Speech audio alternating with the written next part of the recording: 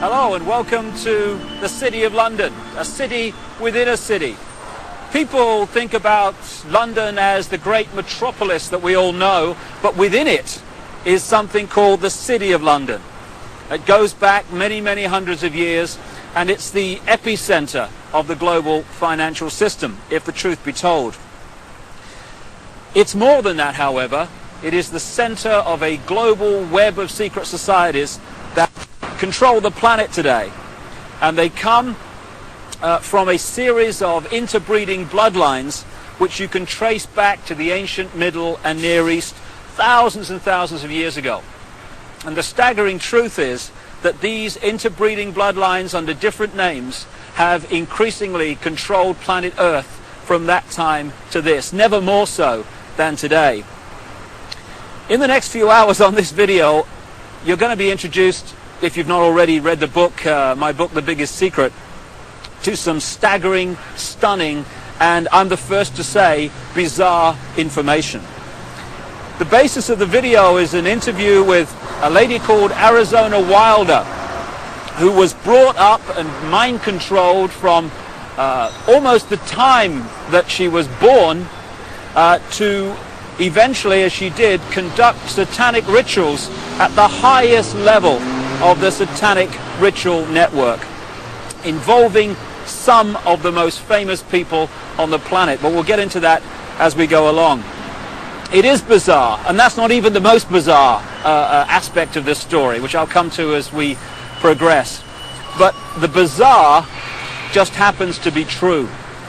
And this video is designed to be a companion to my book, The Biggest Secret, and you'd get more out of the interview with Arizona if you've read that book. But what I'm going to do to start with is just set up a few basic background details that can allow you, if you've not read the book, to follow the story and the revelations that Arizona is going to unfold for us. As I say, this is not just a City of London financial district. It is the center of a global web. It is the spider in the center of the web, as I expose great detail in The Biggest Secret and a previous book, And the Truth Will Set You Free. And what the basis of that shows is that all these apparently different companies, banks, insurance companies, political parties, actually at the top of their pyramids interlock and are controlled by the same few people. About 13 families run the world, and offshoots of these bloodlines under different names. Just give you an example and a little guided tour of where we actually are, because that's a good example of what I'm talking about. Behind me is the Bank of England. This was created in a charter signed by William of Orange, who became William III, the King of England, in 1688, 1689, and he was one of these bloodlines. And from the moment that he took the throne, then the whole thing started to really epicenter in London. This is when the spider at the center of the web really moved in here. So we've got the Bank of England behind me, which was created thanks to William of Orange and the people that controlled him, because these guys are just puppets, of course. Over there we've got the NatWest building. It's one of the big clearing banks in England. If you just come around this statue, which I'll come to in a second, behind me there is the Mansion House. That's the center of government in the City of London, this city within a city. And at the top you'll see the red cross on the white background. The flag, it's the flag of England, and that symbol goes back right into the ancient world. It was the ancient sun symbol of the Phoenicians back in the ancient Middle and Near East. And the Phoenicians had a number of deities. One of them was called Barati, the female. One was called Barat, the male.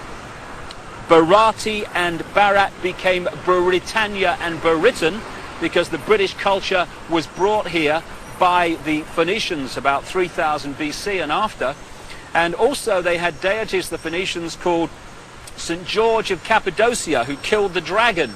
That became St. George of England, and that's, of course, the flag of St. George, the red cross on the white background today. Also, the Christian deity called St. Michael was an ancient Phoenician deity long before Christianity. So the Mansion House, the center of government, is a very, very powerful place. We go around here, we've got the Royal and Son Alliance Insurance Company. The banks and the insurance companies interlock, and as a result of the fantastic amount of wealth that they can move around the financial markets every day, these interlocking organizations control the world financial system. If a stock market goes down and crashes, it's because it's meant to crash. And not everyone loses, you know, when that happens. If you know it's going to crash, you sell your stock, it crashes, you buy it back at a lower price, you then push it back up again and buy other stock at the same time at a few cents on the dollar or whatever.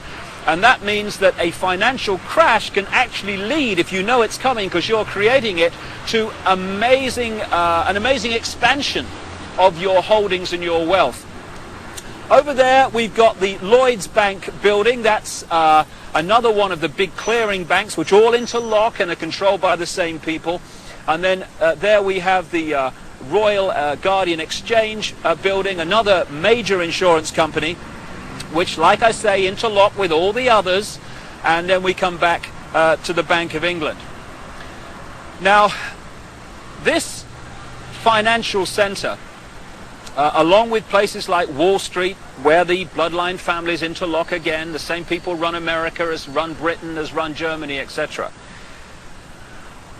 They have funded many, many times both sides in wars. And ironically and sickeningly, behind me, opposite the Bank of England, in the center of this square, is a memorial to those who died in the 2 world wars. Let's just go and have a look at that. What happens in terms of creating wars is a technique, a mind manipulation technique that I've called in my books problem, reaction, solution. And it works like this. If you want to introduce something, say centralization of power through the United Nations, centralization of power militarily with NATO, the North Atlantic Treaty Organization, the biggest military organization in the world that's expanding all the time. If you want to centralize power into fewer and fewer hands, if you did that openly and said this is what we want to do, there'd be a reaction against that. People would say, hey, this is a fascist state you want to create. We're not having this. But through this technique of problem, reaction, solution, you can actually manipulate people to demand you do what you want to do anyway. So it works like this. First of all, you create the problem, but you get someone else to be blamed for it. You then report that problem through the media in the way you want it reported, because the media is owned by the same people that own the banks and etc. You get the public to react to your problem by saying something must be done, this can't go on, what are they going to do about it? And at that point, they, who have covertly created the problem and blame someone else, who've gleaned that reaction of do something, then offer the solution to the problems they have created. So if you take the world wars, after the First World War, in which the financial centers of London and Wall Street, etc., funded all sides, power on this planet was in fewer hands than ever before. After the Second World War, it was even fewer hands on the wheels of power. And as a result of the Second World War, we had the creation of the United Nations, we had the creation of NATO, and we had this great centralization of global power. Problem, reaction, solution. This is a wonderful example.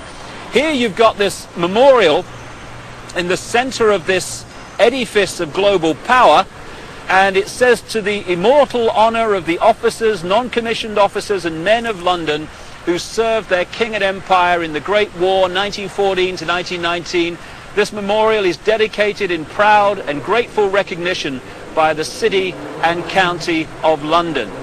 I'm sure it is, because as a result of the sacrifice they made, power in the world came into fewer and fewer hands, not least into this area I'm talking in now, and also made a fortune, because not only does it create problem, reaction, solution, when you lend money to both sides, they then have to pay you back that money plus interest.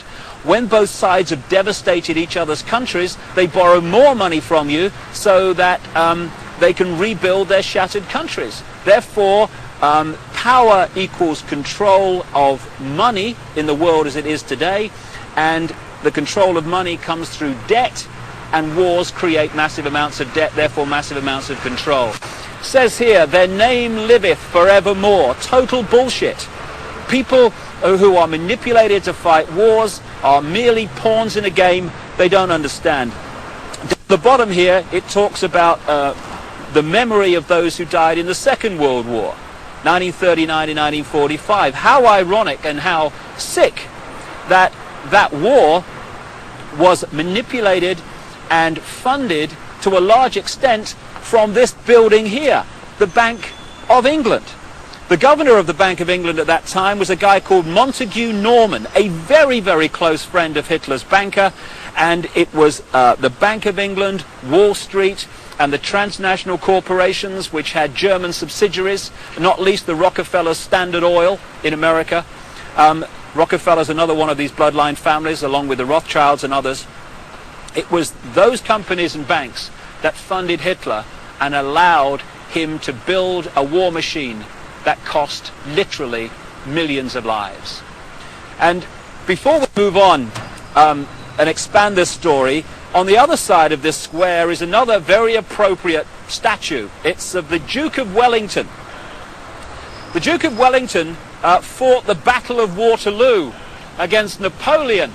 And this is a wonderful example again of the way the financial markets are manipulated to this day.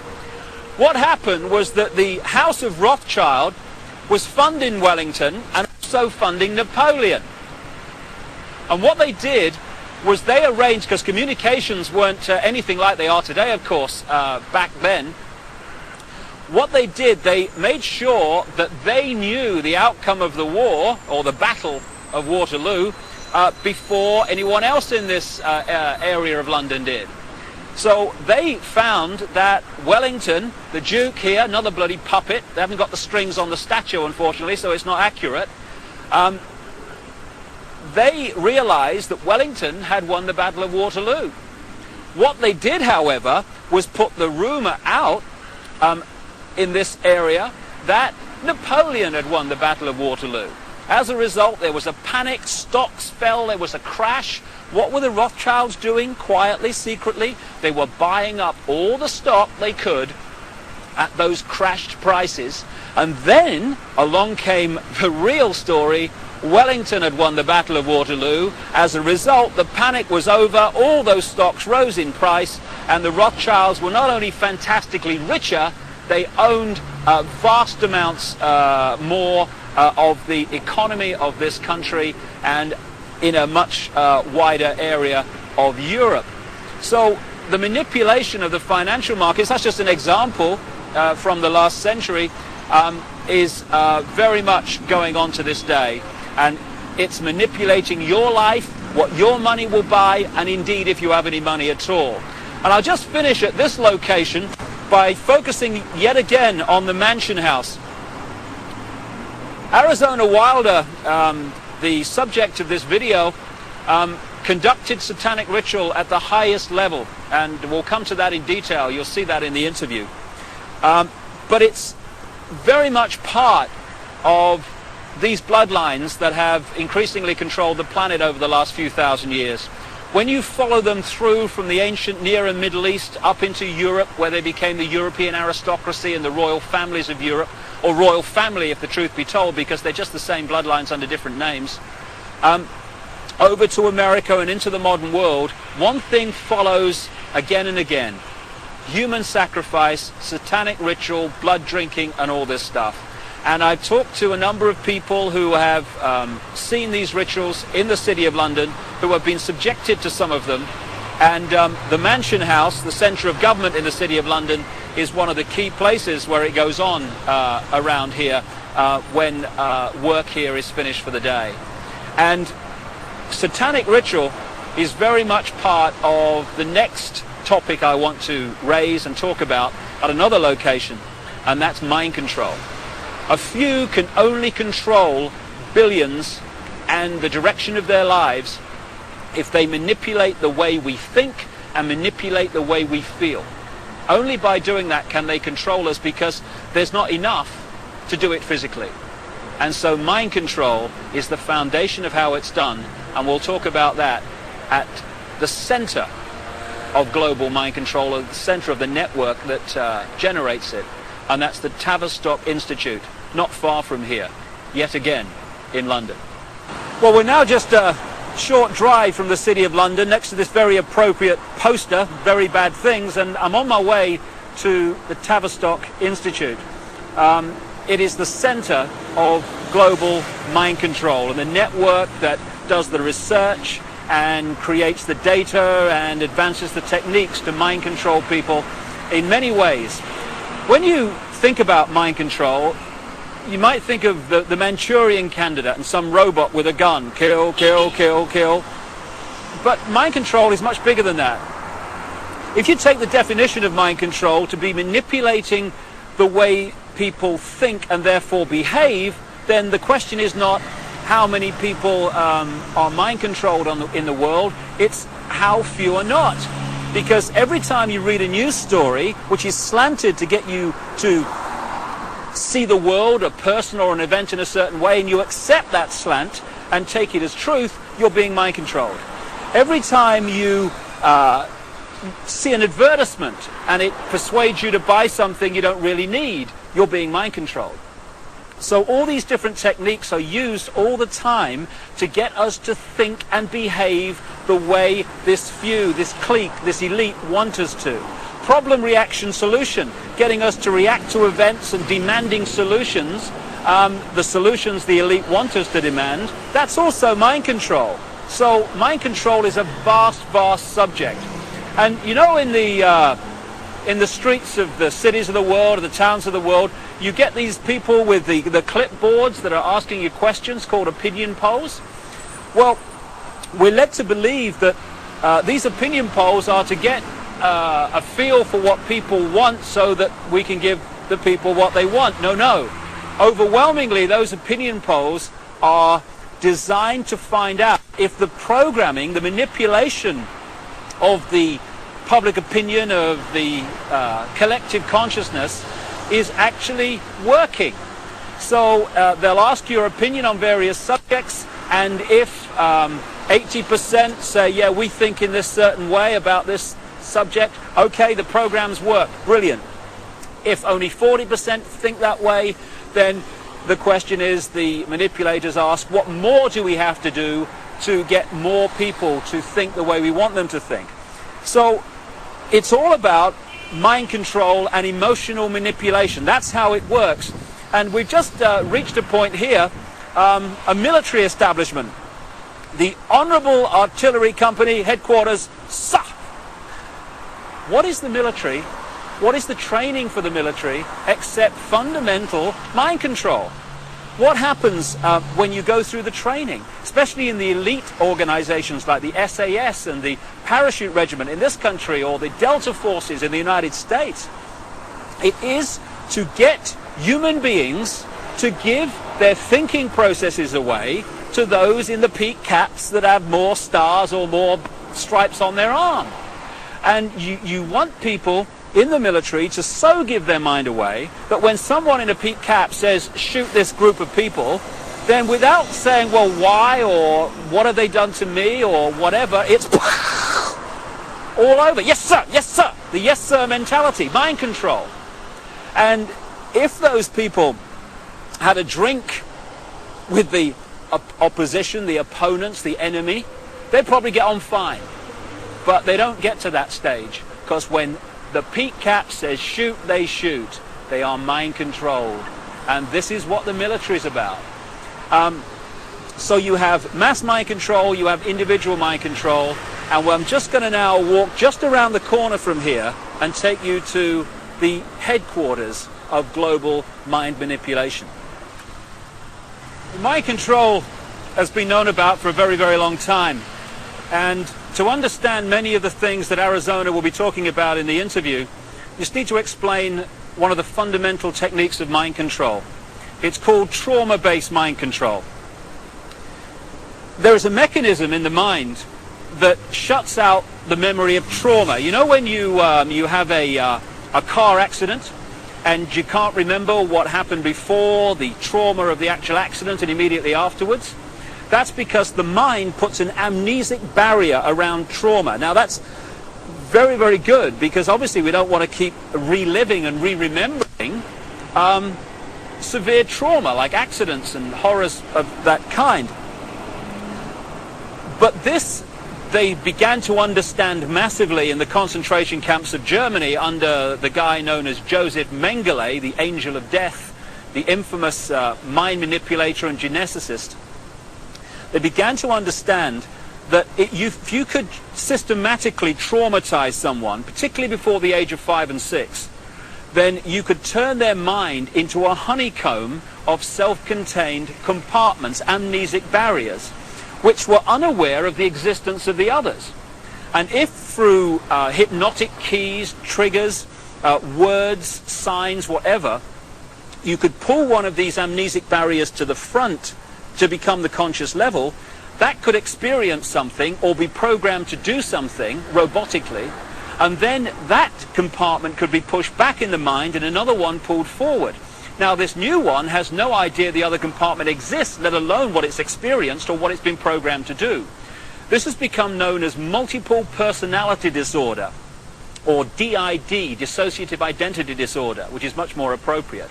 And for short, these people are known as multiples. And this is some of the terms that Arizona will be using in the interview.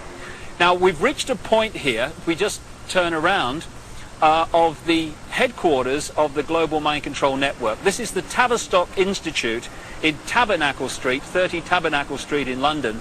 It was this network, and is this network, that coordinates the mind control program around the world, both on a mass and individual level. The background to this organization is this. It used to be part of the British military psychological warfare department, appropriately, and it was developed by a guy called Dr. John Rawlings Rees.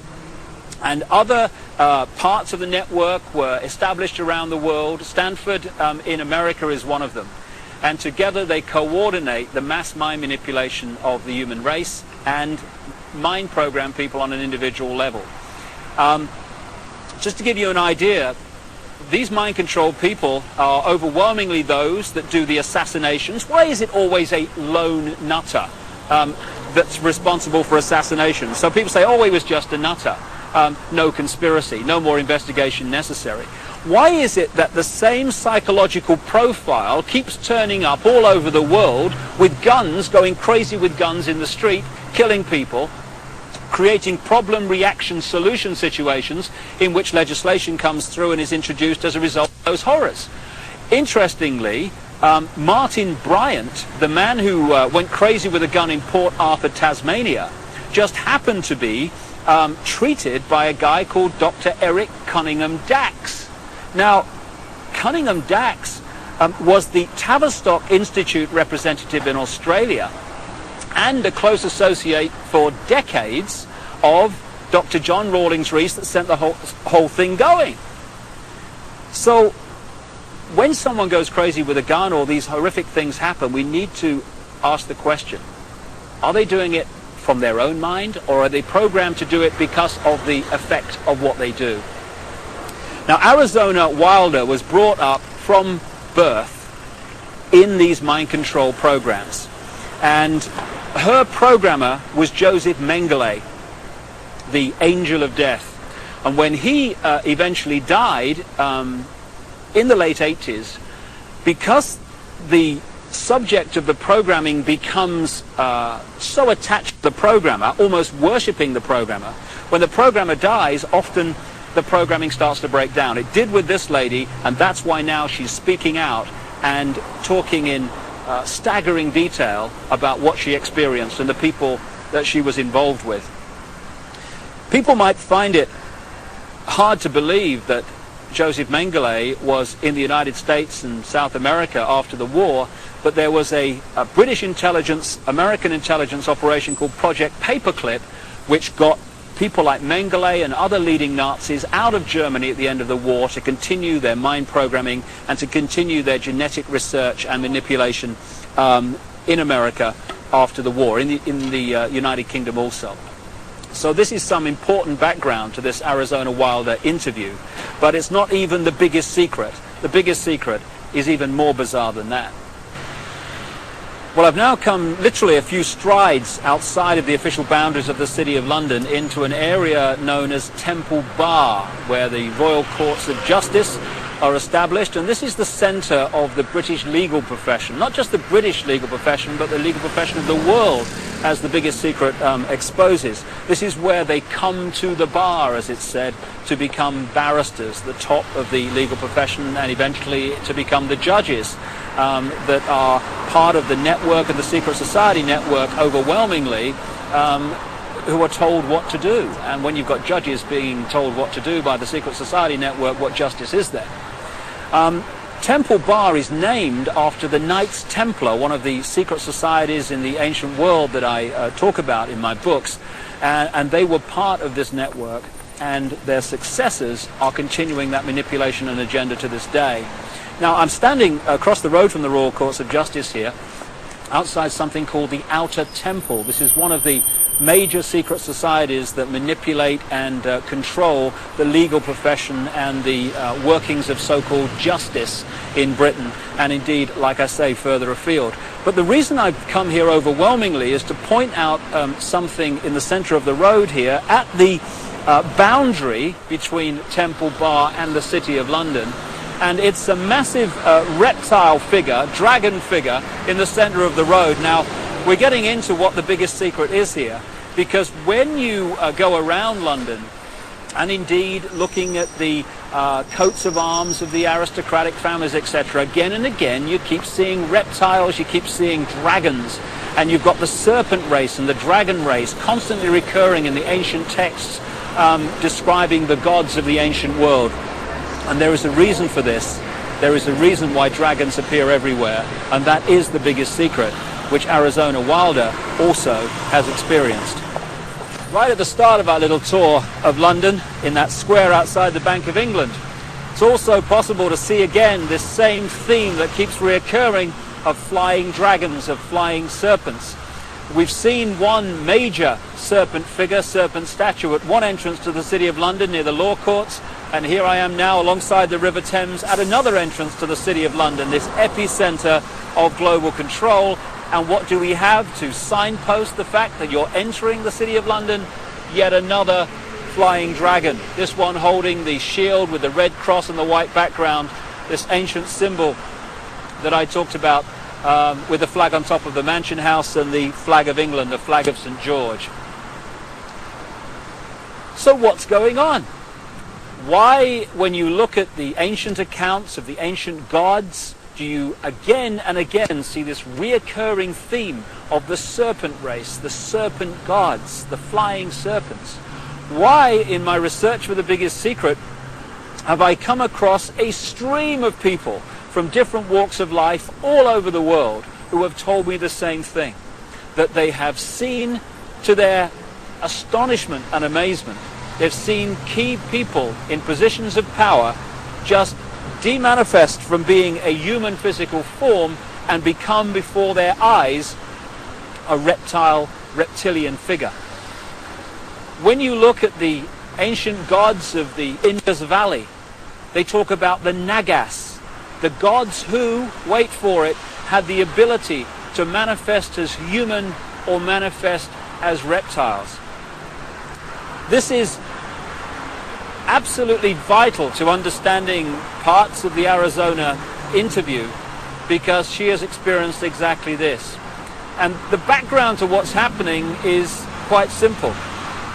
This three-dimensional world that we appear to live in is only one frequency, one dimension of existence. We have a frequency range which we can perceive. We call them the physical senses. But outside of that range are other frequencies, other dimensions of existence and life that are sharing the same space that we are. In the space that my body is occupying now, for instance, are all the radio and television frequencies broadcasting to London.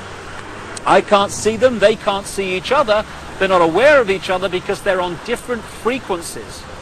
Only when the frequencies become very close do we have what we call interference on the television or interference on the radio.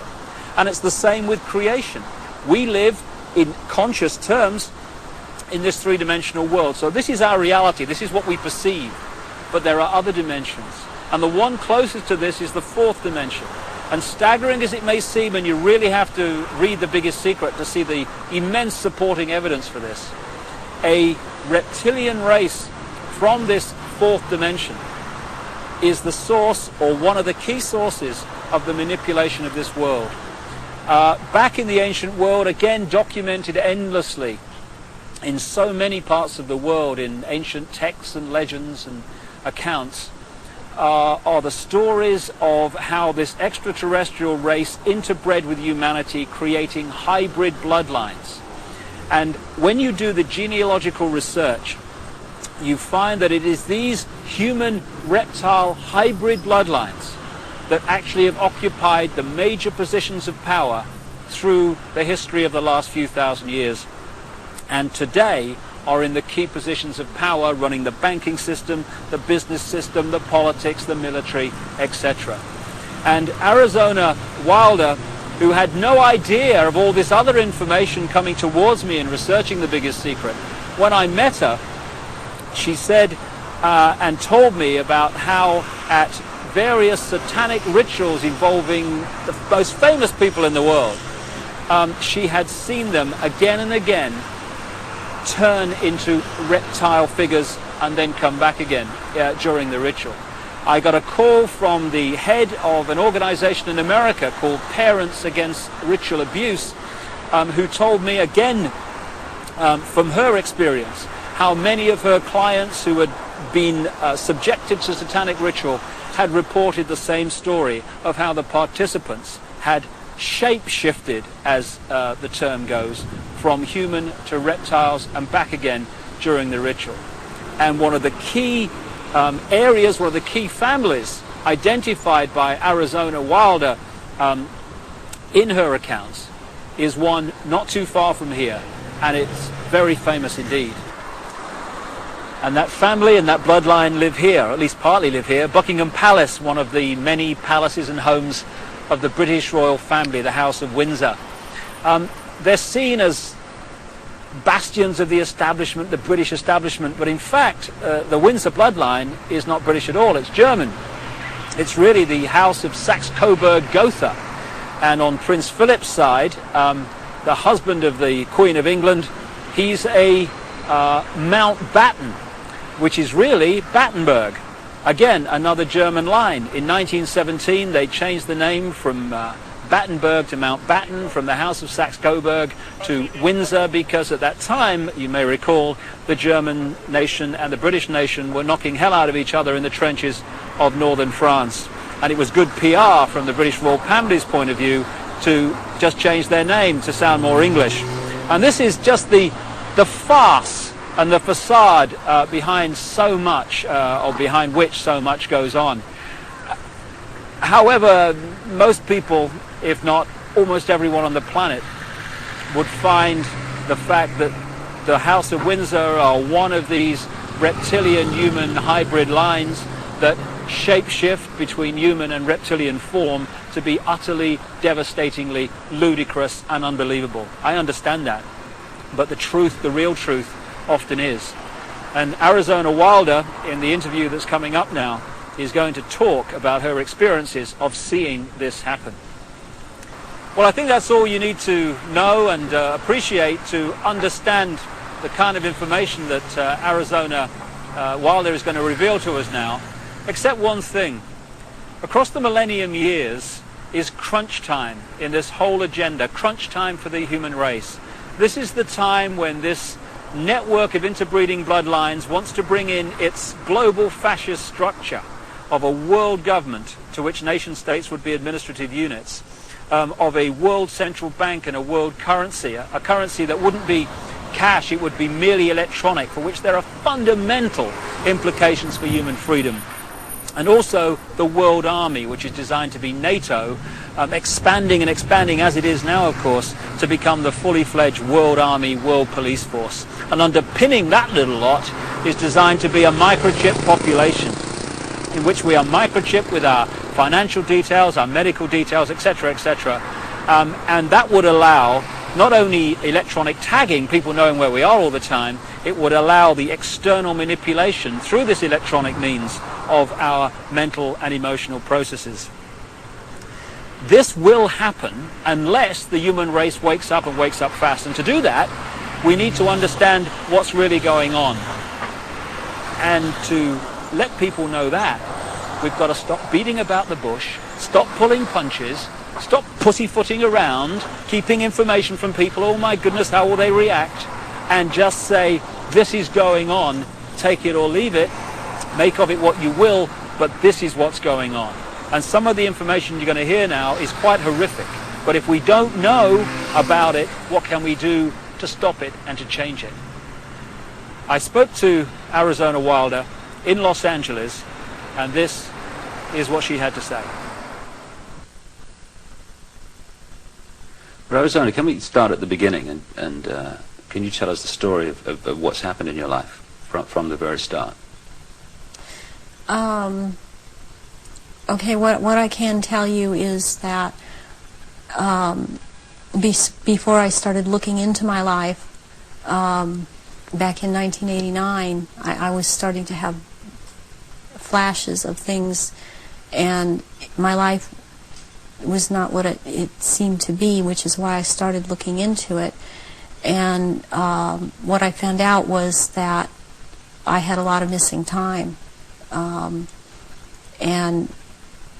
a whole lot of missing time, as to what had occurred in my life. And when I started looking into what had happened in my life, it was the only way that at the time that I knew, was to start going to see a therapist.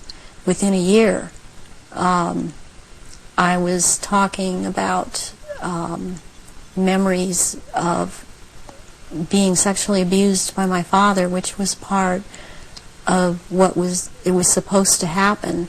And I was starting to talk about mind control issues, and I was talking about ritual abuse issues at the time, and I didn't have the whole thing put together. It's taken me years, all these years, it's taken approximately almost 10 years to put this together, what has happened to me.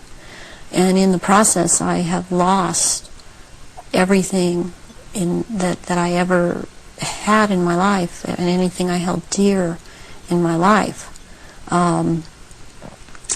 I was bred for this role that I fulfill, and it was planned from before my birth, and it was because of the bloodline of my mother's family, which comes down through Ireland, but before that it began in France. It was through the Marquis de Stac, which he came to Ireland and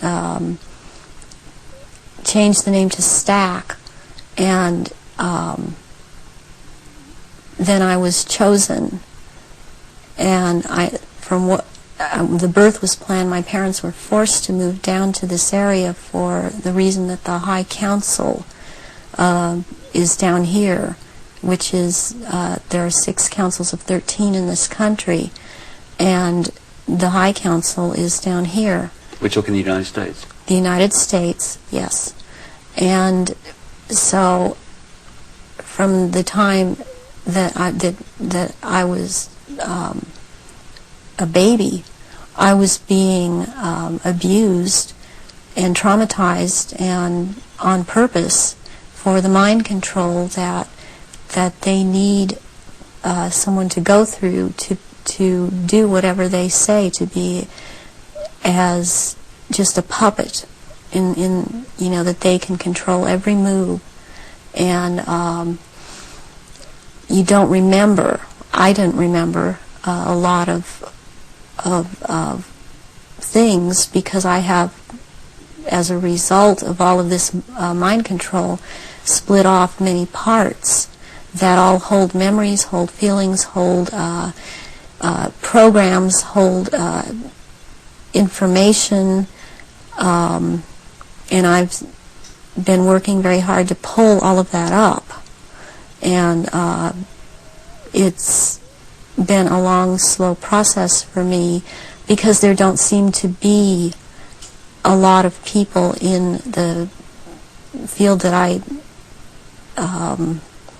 only felt was the only way I could go was psychiatric and psychological. They don't seem to know what is really going on, and I believe that a lot of them are afraid of being sued should they suggest something, and so they cannot lead or suggest. And it's been a process of me having to trigger myself to remember,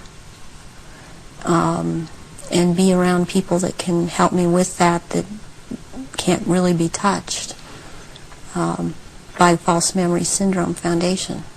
So what happened? You say you were abused as a child as part of this compartmentalizing of your mind. What went on after that, as you got older?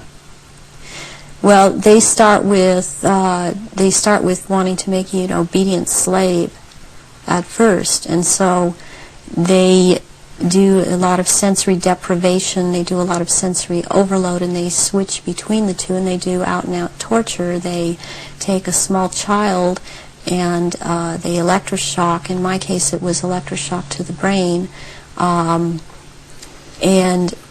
they would take away my chance to sleep. They kept me awake for many hours at night, would not let me sleep.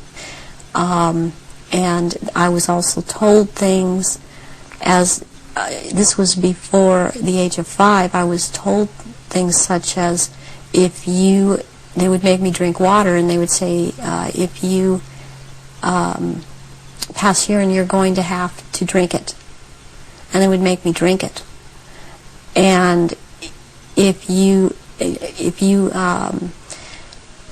have bowel movement, you're going to have to eat the feces, which is also what happened to me. And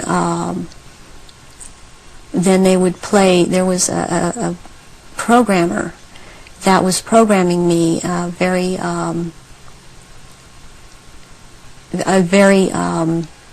infamous person in history, who actually has been in this country, and he was known as Dr. Green. Who he actually was Dr. Mengele, from Joseph Mengele, from the concentration camps in Germany, and he stayed a lot at China Lake Naval Weapons Station out here in Southern California, in the desert area. And I would be around this man a lot, and he used to tell me that the scar that he had on the left cheek of his face was actually from, he was into fencing, and that it was from that, but actually the scar on his cheek was from one of his own programming techniques, that he would put a child in a box and with a sword and tell the child to defend the box, even if it meant his own death. Then he'd tell another child to break into the box, and which this child would do, and then the other child would then jump out of the box and shove the sword or the lance straight through the other child. And at one point he got into it where this child actually got him in the face with the sword.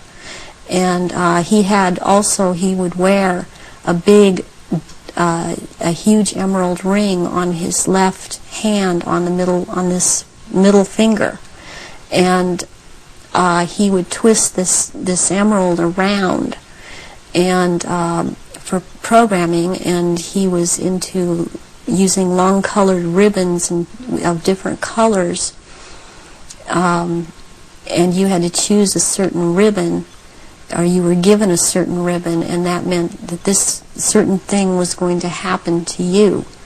and it was like picking sticks out or drawing sticks out of a hand, out of someone's hand. I saw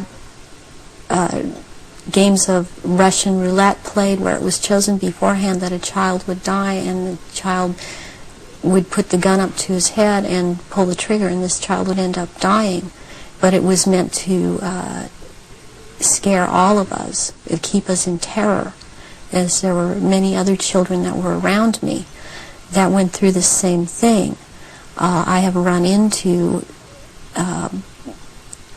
people from my childhood that have known me, and I've recognized their names, and even if they change their names and change their hair color, as I have done, they have recognized me, or I have recognized them, and I know their name. They know my name. There isn't any way for this to have happened. It's just beyond coincidence. And when you get older, I mean, they start taking, this programmer in particular, Mengele, would take me to rituals. I went to rituals with him all over this country and in Britain and in France, and it was known by intelligence agencies in this country that this man was here. They brought him here.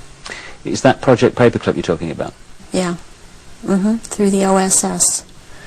And my family, or my so-called family, are all DID. They have not. They are very well programmed, and they have not sought help. They have not gone in and tried to figure out what's happened. They believe they've had this certain kind of life that they've had, and as far as they are concerned, I am crazy. And they have much different memories of what I have, and I was always told certain things by my parents that my sisters were never told. And biologically, I have to add at this point that my mother is my mother. I am not biologically related to my father. And this has to do with the bloodlines, and his was considered impure.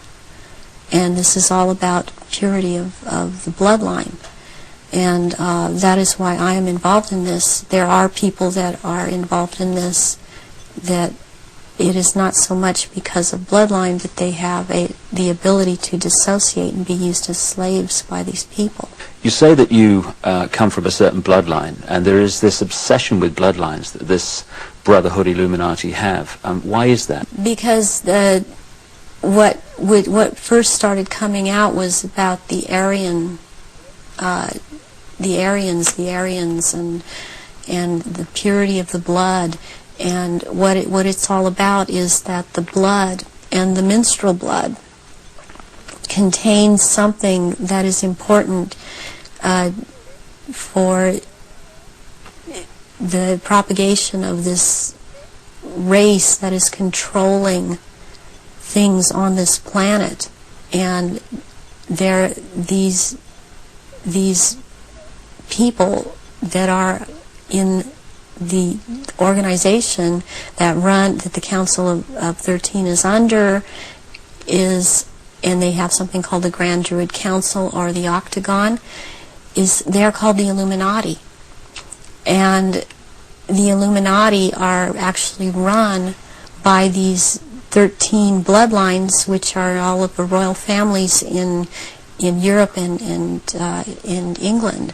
And they need the blood because they are, in fact, not human. They take human shape. They are reptilians. And they need the blood. The blood helps them maintain their reptilian shape, and it helps them maintain their sanity, and it helps them to live in this world because they are not from this world. Does that relate to what the Nazis call vril power and what the Hindus call the serpent power in the blood? Yes, the blood has something. It has something in it. It has secretions from the pituitary gland and from the pineal gland, and it has a very strong drug in it that they also, I mean, this is the one that keeps them from going crazy, and it's like heroin or like endorphins, and it's much stronger. But what they need is, for it to be secreted in the blood, is they need terrorization of their victims before they are killed for their blood, or if a young woman is beginning to menstruate, they need the menstrual blood, and they have to terrorize them to get this to come out in the blood and be secreted in the blood. Is this the what other people have told me about, that at the point of great terror, like the point of sacrifice, there's an adrenaline that enters the bloodstream? Is this what they're looking for? Yes, that and this other element comes and secretes out through the blood. This all comes out through the blood at that time, and it's at that point they are actually staring into the eyes of the head of at some of these rituals, or at a reptilian. They are staring into the eyes of this person, and they're held. It's a hypnotic gaze these reptilians have, and it holds the victim in an absolute trance, in a trance of terror, and then they are killed at that moment as they are staring into their eyes. And not only do they can't hold their shape when this happens. The human shape. The human shape they cannot hold. They go back into reptilian shape as this is happening, because it's like an animalistic type of excitement of the kill. And they oftentimes they will just rip into the victim and eviscerate them and start eating the flesh of this person too. And the fat from the intestinal area is highly valued, as they use it on their skin. And they will drink the blood, and the blood is highly sought after, and it goes according also to rank within these creatures, as to who gets what when. And their sacrifices have increased in the last, it started increasing in the early 80s. The amount that they were doing is increased. And they use a lot of druidic holidays to do this, but they have other days too. They've mixed all of these satanic and what are called satanic holidays and druidic holidays, and in order to have these rituals, which ritual seems to be important to them. But they also use it in order to drink this blood. They seem to need more.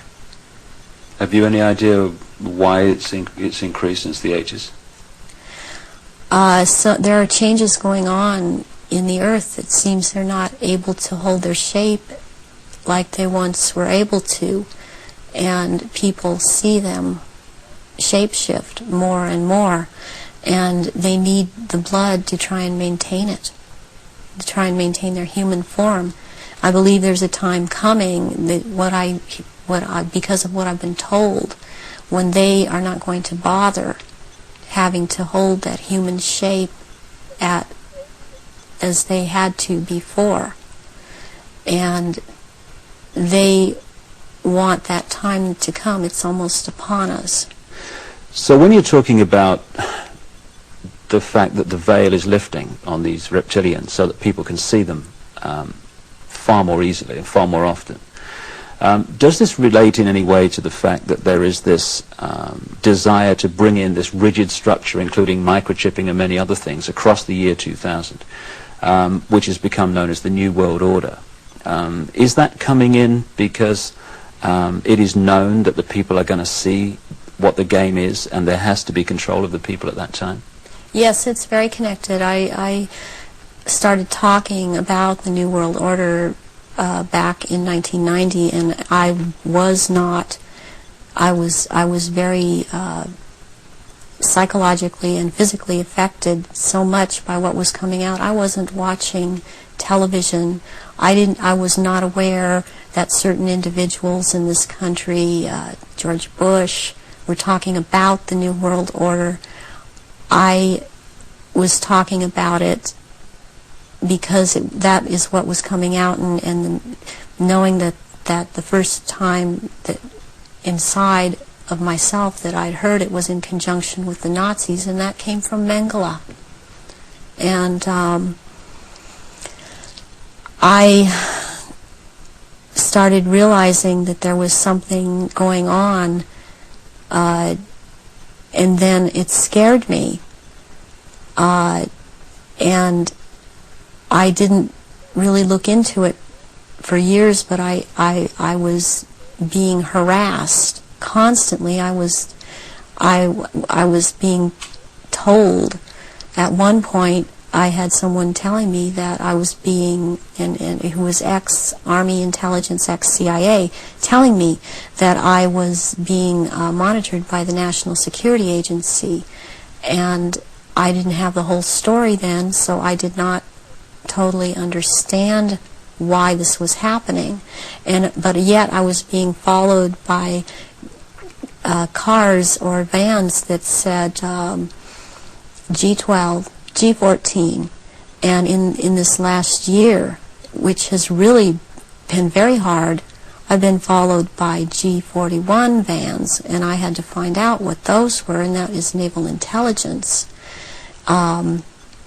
But this whole thing is going towards around the year 2000, and when they are going to establish themselves openly as a New World Order, and it's headed toward that, and that's what everything is being prepared to or prepared for. And I have actually got I've got a sleeping program right now to return, because I've left, but to return for that time, and it's called End Times Programming or Janus Programming. And Janus relates back to Nimrod of Babylon. Yeah, there is a group that used to be in contact with me all the time, and they stopped trying simply because I didn't obey them. They would be in contact with me all the time. They're called Janus, which is also the two-headed Roman god of change, and their headquarters is in Brussels, Belgium, in the NATO building. And they are a group of psychiatrists and doctors who are into mind control, and they are one of the many groups involved with the Illuminati. And they would contact me and tell me, give me directions that I was to psychically kill this person or psychically injure this person or scare this person. They'd give me the location. And I started questioning this, and I had a contact who since has seemed to have disappeared because she couldn't get the funding, and I had called her about this group, and she's the one that was the ex-CIA, ex-Army intelligence person, and she knew about these people, and she said, yes, you're right, this is what is going on. Your experience being brought up in this Illuminati environment, were you ever told anything about where these reptilians came from, and what is the history of it all?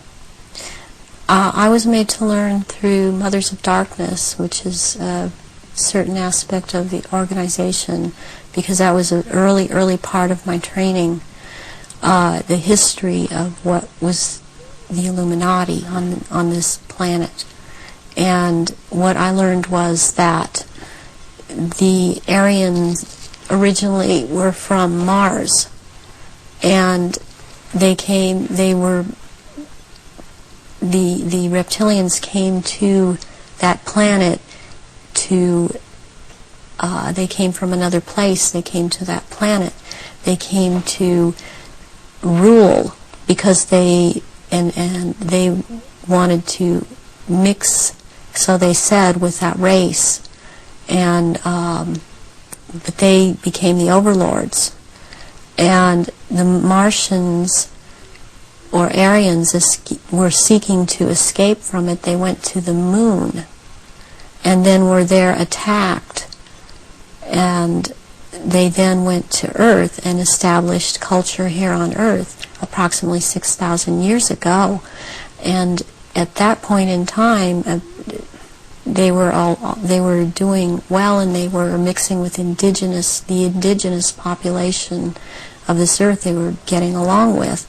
And then about 4,000 years ago, the reptilians arrived here and again began to take over, and they instilled themselves in different places underground in the Earth, and also this one part of them, the ruling part, took over and became involved in the politics and in the religion, and started controlling through these means at that point in time, and using the gods and deities that were believed in on this planet, started infiltrating into that and becoming that, and things started, blood rituals started happening, and since that time, that is the way that it has been. And presently, they claim to come from a Merovingian bloodline. They are all of there are 13 bloodlines in Europe that all of what are called royalty are developed from or come from, and they include the Aryans in this. And there's been a big push in this century. For example, when Nazis came into power, the fascists, talking about the purity of being pure and staying, the Aryan bloodline staying pure, and what it actually is all about is keeping the blue-eyed, blonde or light red-haired people, the bloodlines pure, because it is more powerful. And what is in that blood for these reptilians is more powerful, and they need that. And when you start mixing it with people that were indigenous to this earth, then it is not as powerful. It has nothing to do with someone, skin color or nationality. It has to do with keeping the bloodline pure for their use. So blonde-haired, blue-eyed people are the purest from the reptilians' point of view, and that they want to keep that bloodline pure because of how they need to use it. Yes. When I realized that it had to do with blonde hair and blue eyes, I could not do anything about my eyes, and I am not able to wear contacts, or I would have brown eyes. But one thing I did do was cut my hair off, because that was part of the rank I was. My hair was down to my knees, and I colored my hair darker. And there were times after I did cut it off, they had gotten to me, and so the hair would be light red, but that is being in compliance with them. And I did not want to be in compliance to them. I want to expose them, and this is part of it, and I won't be what they want me to be. When you look at some of the ancient accounts, like the Sumerian texts and many other accounts, they talk about the gods interbreeding with humanity. Is this relevant to the reptilian way of infiltrating the human race? Yes, it is, because human beings all through the ages have accepted gods interbreeding or being accepted as humans, and that shows in Christianity, it shows in Judaism. It also, they have used Egyptology, or the Egyptian religions, a lot, and the present head of the Illuminati compares himself a lot with the Egyptian god Osiris and Horus, which is Osiris reborn, and also with the Arthurian legends of the Round Table. And he has a name, the name that he carries from that is Pindar, which actually means phallus of the dragon. And the other name, Osiris, he has carried because he takes the name at this time, the Marquis de Libero, which means the liberator of or from the waters. And the story of Osiris is that he was cut into 14 pieces and thrown into the River Nile, and the one piece, Isis found the pieces and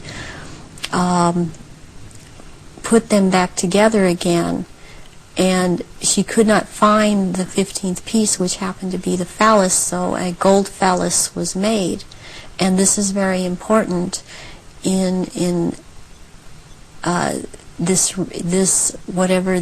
group in the Illuminati. This is important, and it's important to think that about the head of the Illuminati, because what comes from a golden phallus would be a superior seed for a race, and this is how this is what they are doing with all of these bloodlines to keep the bloodlines going, are impregnating Aryan people of Aryan blood that hold high stations with them, impregnating them with this seed of Pindar. And therefore it's important to keep this history in mind and the names in mind that he is going by at this time. So would it be correct to say that the reptilians came to this planet because the Aryan Martians came to this planet, and that the Aryan Martians gone somewhere else that have followed them there? They would have pursued them all over the universe, yes. Can we now go into some specifics about your own experiences? What were you brought up to do? You say that you were identified as a bloodline before you were born. What was the role that you were brought through to play? The role that I was brought through to play was, as in the Illuminati, was as a goddess. Specifically, the address is Mother Goddess, Starfire. And the Starfire goes back to the blood in the menstrual blood, what is contained in that. And the address, the way that I was addressed, was Mother Goddess. There are only 3 Mother Goddesses. There can only be 3 at a time on this planet, and there is a male equivalent of which there can be only 3 of them. Why mind control someone to conduct these rituals, like yourself? Why don't these reptilians just conduct their own rituals? they don't seem to have the psychic abilities, and they look for people that have that and people in the bloodline that have that. And I have had that. I've had a tremendous amount of psychic ability, and so I was picked and bred from before birth, and this is also something that other survivors that have been in high positions have known about me and told me. What's the connection then between you having psychic abilities, those being recognized from the start, and you being brought through to conduct their major rituals? Well, it's kind of twofold. First of all, they needed the psychic abilities because they control or attempt to control events, because I would have the ability to foretell what was going to happen, and they needed the information to just try to control it to an outcome that was good for them. The second thing is that during the rituals, you had to have psychic ability. You have to be very powerful in that way to call out the old ones that are also reptilian, that come from another dimension. They actually they materialize from out of another dimension and are present at rituals, and they are so powerful, and their presence is there's such an evilness about them, and they want out of this other dimension, and they can't. They have to be called out by someone who has that power, and the reptilians don't have this power. That's very important, that they don't have this power to call out these old ones that have to do with them. And what is it that humans have that the reptilians don't have, that means they don't have the power to connect interdimensionally, and some humans do? We have the ability to foresee, to be able to become vibrationally higher, and see into those levels, go into those levels, and in fact, agencies use this. They call it remote viewing. Humans have the ability to go into the past, to go into the future, to go to other places, to astrally leave their body, astrally, and to see things that we've always had this ability, and it's like having the third eye, which they don't have. They don't have this ability. So during a ritual, these old ones are called out, and they are what Christianity would have called the demons. They are called out, and there is a circle that it has a hexagon in there, which is a powerful occultic symbol, and then there is a pentagram, and then there in the middle of that there is a triangle, and if you're the one calling them out, then you stand in the triangle so that you're not devoured or taken by these creatures that come out. That creates an energy field around you which they can't penetrate. They can't penetrate it, and they cannot get outside the pentagram. And they want out. They're always demanding to be let out. And so you have to be very powerful to keep them in line and to make them go back when it is time for them to go back. Why do the reptilians want to manifest these quote demons at the rituals? It brings power to the rituals. It brings power to them. They are told things by these entities, and they are encouraged to go on with what they're doing, and knowledge is imparted to them through these entities. but it takes a person with the ability to bring them out and make them answer, because they don't want to cooperate. They have to cooperate when the right person has control over them. And that's to do with that person's energy and ability to use Right. energy. Yes. You talked about the Aryan race coming from Mars. One expression of it seems to be very clearly what we call the Phoenicians.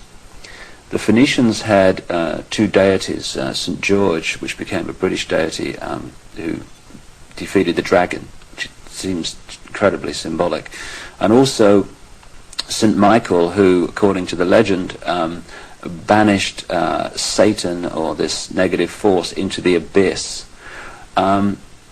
Is this symbolism of the abyss anything to do with the fact that these reptilian demons of another dimension are somehow locked in a time-space prison, and they can't get out, and they can only get out when they're brought out in that way?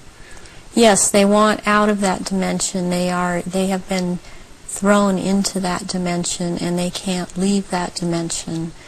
And that's actually what the abyss is about, is being in a different dimension. It's like something to do with the fourth dimension. And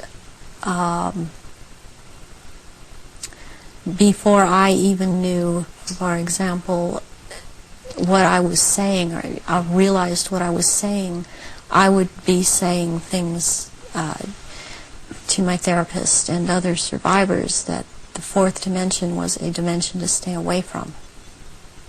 Not at that time understanding the whole thing. Why do these rituals take place at certain key times of the year, and so often are related to the phases of the moon?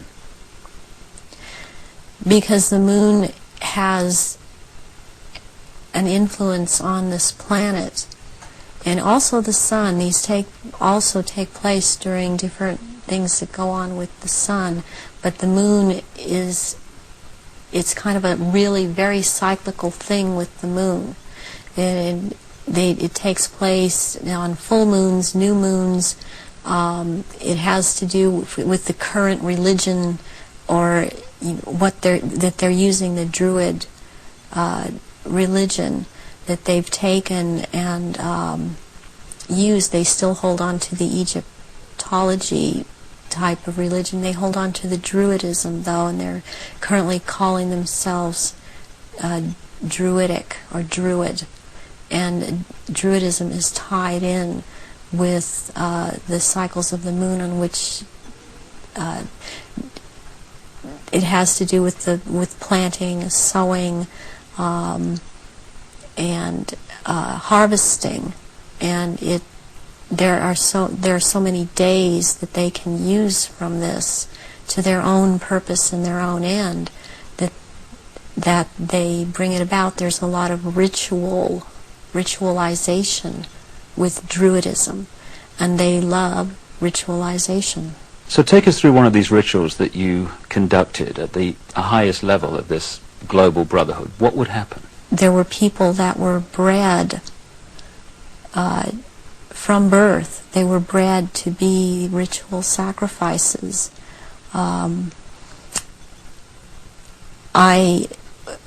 have a problem with what they is said a lot today, especially by the False Memory Syndrome Foundation, that how could all of these people disappear, or how could all these babies be born? I worked with a nurse midwife. We did home births, and it's very easy not to register a child when it's born. And then they have these children that they're kidnapping and bringing in from other countries, and no one misses them because these are third world countries. And children they have the most energy, the purest energy, they're the highest form of sacrifice. And they will terrorize these children and mind control these children. And in rituals, by the time they're brought into rituals, they may be drugged, or they may not be drugged, or they may be in an altered state because of the mind control. and they are used as actual blood sacrifices during these rituals because of, again, reptilians needing their blood. And they will take various organs from the sacrifices depending on what date the ritual may, what the ritual may be associated with on that date. But they will also slit the throat from the left ear to the right ear, and the blood will be gathered in a goblet, and it will be dispersed among the reptilians, and dispersed among, also after that, among people that have been participating in these rituals and seem to have it, even though they seem to be dissociated, mostly these people seem to be cognizant of what they are doing. Are these rituals rare? I mean, how many are there that, say, go on a year? I mean, we talking hundreds or thousands? Or? There are things happening every month of the year. There is not a month in this 12-month system that something is not happening. And it's more than one. I mean, it's every full moon. It's, and the very important rituals are the summer solstice and the winter solstice, and then there is the vernal equinox and the fall equinox. And there is Samhain, and there is Beltane, there is Imbolc in February, there is Lughnasadh, which is in the beginning of August. There's a whole week leading up to Beltane, and also leading up to Samhain, it's called Grand Climax. So May the 1st is Beltane? May the 1st is Beltane. Halloween, particularly in America, has become like a mini Christmas, almost like a holiday of celebration with a trick and treat and all this other stuff. But what actually happens outside the public arena that night of Halloween and into November the 1st? Away from the public arena, there's a ritual that's taking place in 6 different locations in this country for all of the councils of 13 in the area that I'm in. It is the East Side Christian Church on 7th and Temple Street in Long Beach. And it is for the High Council of 13. And in this country on that night, it is a satanic ritual. It's actually, there are 3 nights in a row at that church. The first night is Halloween. What happens on the night of Halloween? That night is about the worship and homage to Satan.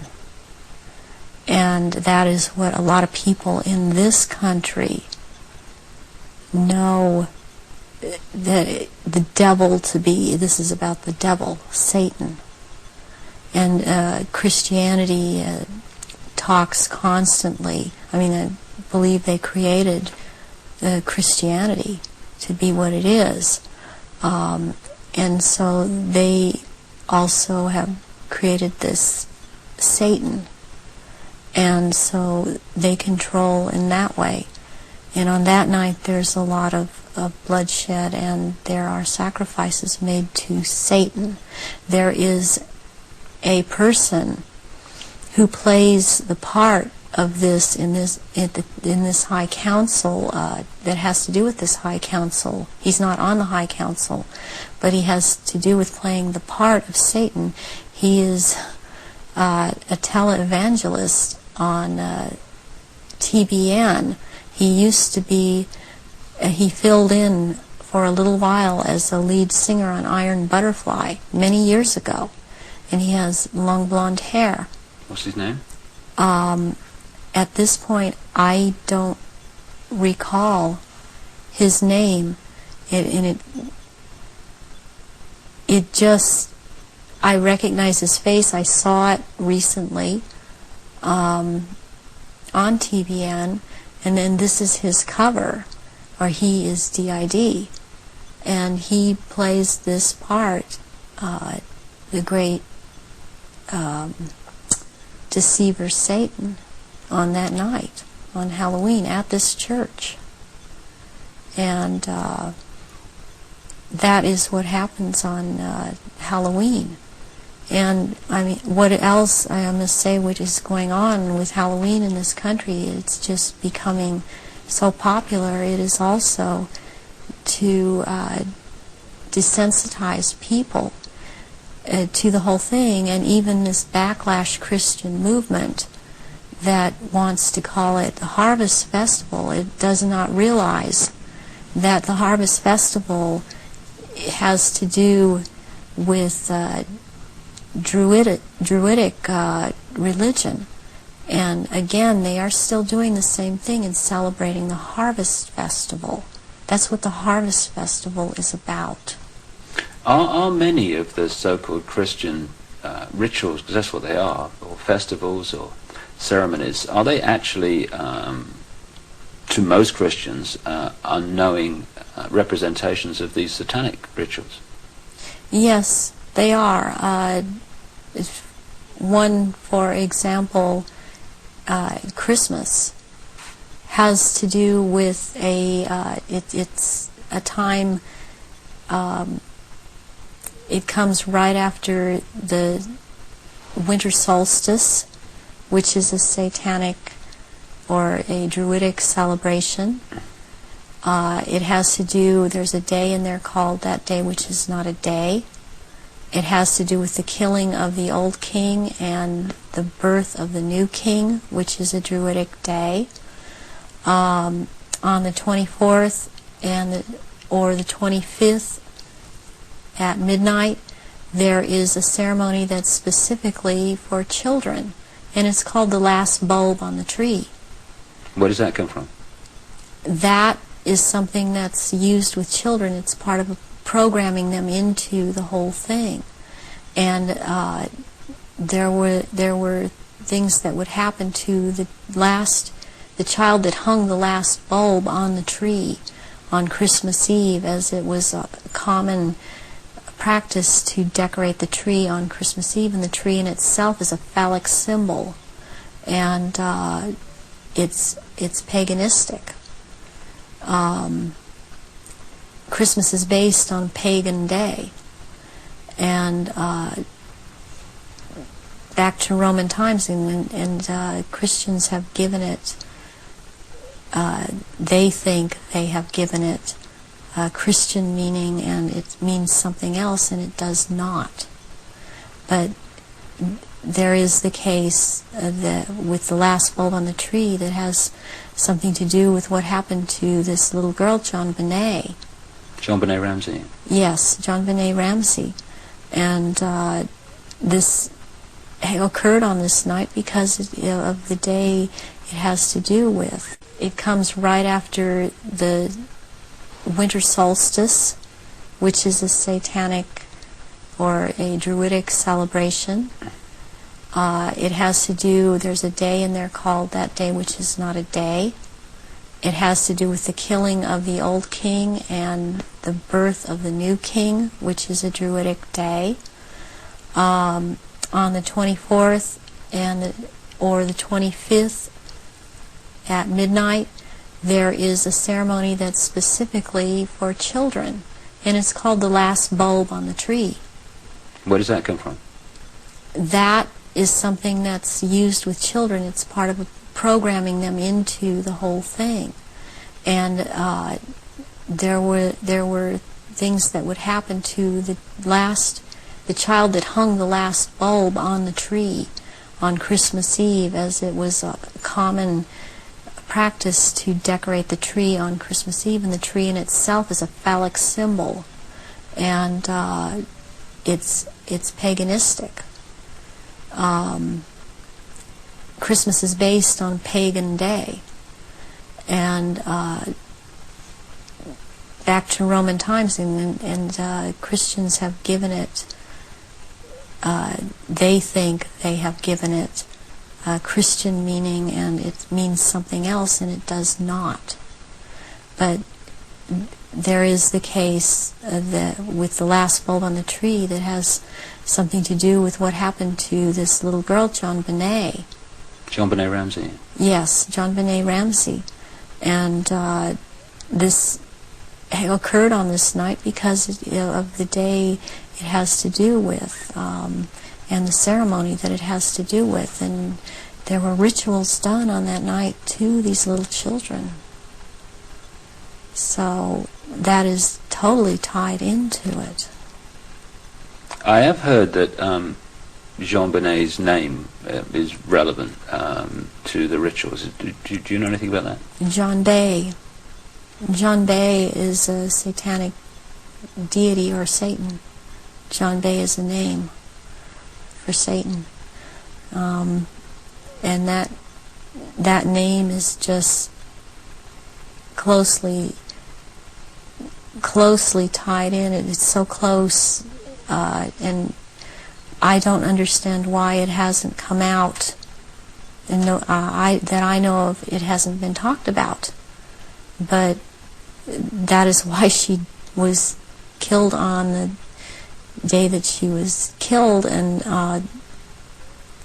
her family, as far as I'm concerned, her family is involved in this, and that there's always a price to be involved in it. She was the price. This little girl lost her life. Can we talk about some of the famous names that people around the world would know who, in your experience, have taken part in these rituals that you've conducted? You say you've conducted them in Europe and the United States. Can we start with the United States? Yes, I have seen at rituals, I have seen George Bush, I have seen Madeleine Albright, I have seen Henry Kissinger, I have seen Ronald Reagan, and I have also, by the way, seen his wife, Nancy Reagan. I have seen Hillary Clinton before I knew she was Hillary Clinton. At the time, at these rituals, she is involved. The other people that I have named and are, as I have seen shapeshift into reptilians. I have not seen Hillary Clinton actually shapeshift, but she is involved. I have seen the two sons when they were young, the two sons of George Bush present at these rituals. Are these the sons that have become governors? Yes, one is in Florida and one is in Texas. I have seen, did I mention J. Rockefeller? And he shapeshifts. I've seen George Deukmejian and Ronald Reagan again, having been governor in California. There have been people such as Newt Gingrich. I saw, and I didn't know at the time that he was Newt Gingrich. I recognized that he was Newt Gingrich when Clinton came into power, and after he was, Newt Gingrich was then elected Speaker of the House. And I was horrified to realize that this man was also there. All of this has affected me to the point I don't vote. All of these people seem to all be connected to the Illuminati, and I don't feel like being part of having anything to do with them. Presidents like Carter and Ford and Clinton. And, I've seen Ford there. Gerald Ford. Gerald Ford, yes. Are they all reptilian bloodlines? I haven't seen Carter shapeshift. You've seen him at rituals, have you? Yes. Gerald Ford, I have seen shapeshift. And Johnson, also. Lyndon Johnson. Lyndon Johnson.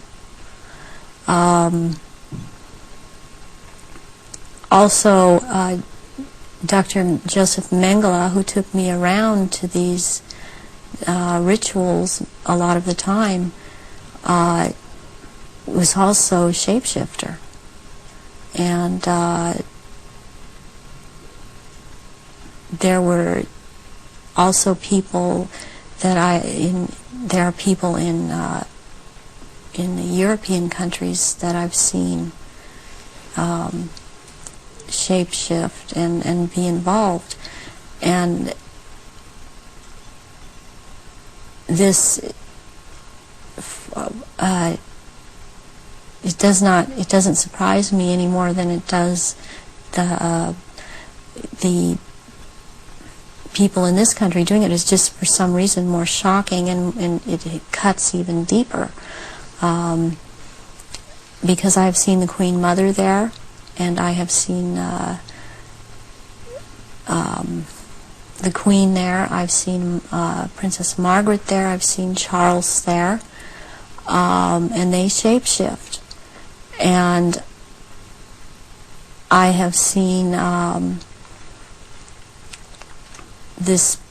I'm not coming up with his name right now, but he was president in France after de Gaulle. He was there. I've seen him there. I've seen the Rothschilds there. I used to see the Rothschild that lived in England there, but the one that still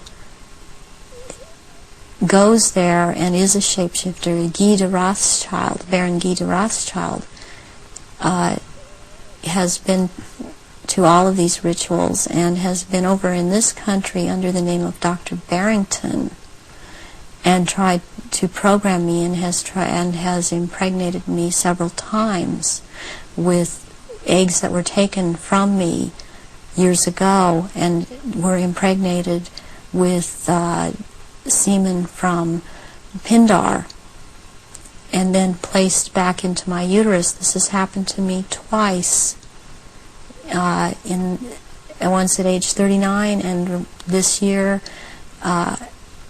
right before I turned 43. And I had told my therapist ahead of time, before I ever could have known that this had been done to me. And it's happened at a certain place in where I have been living in the San Fernando Valley. It's happened at a house on Tyrone Street in Sherman Oaks. And my understanding is that there have been other survivors that have talked about this location as having been involved with programming and so on. And Baron Guy de Rothschild has tried to program me. All these years he has been trying to control me, get me back under control. And the Marquis de Libero is someone else that attends all of these functions and since he is the one in power, he attends all these functions.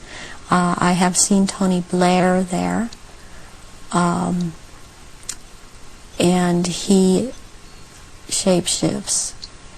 I have seen Prince Philip there. They all have their quirks as to how they act, even in their reptilian form. And they all, they act. They don't act all like robots, but they have their quirks. They have their so-called personalities, but they are all cold-blooded. They would kill at the drop of a hat. I have even, since I've seen a picture of some people on that are talking about this subject, I've seen them. When I've seen their pictures, I've recognized them. I did a double take a few weeks ago when I saw again someone who's been talking about around this subject, and it seems to be popular right now. Who's that? This man by the last name of Sitchin. I've seen at rituals, and he is a shapeshifter. And I did a double take when I saw the picture of him, because I recognize him. And there's another person that I've seen, this Gardner, Sir Gardner. That Lawrence Gardner? Sir Lawrence Gardner.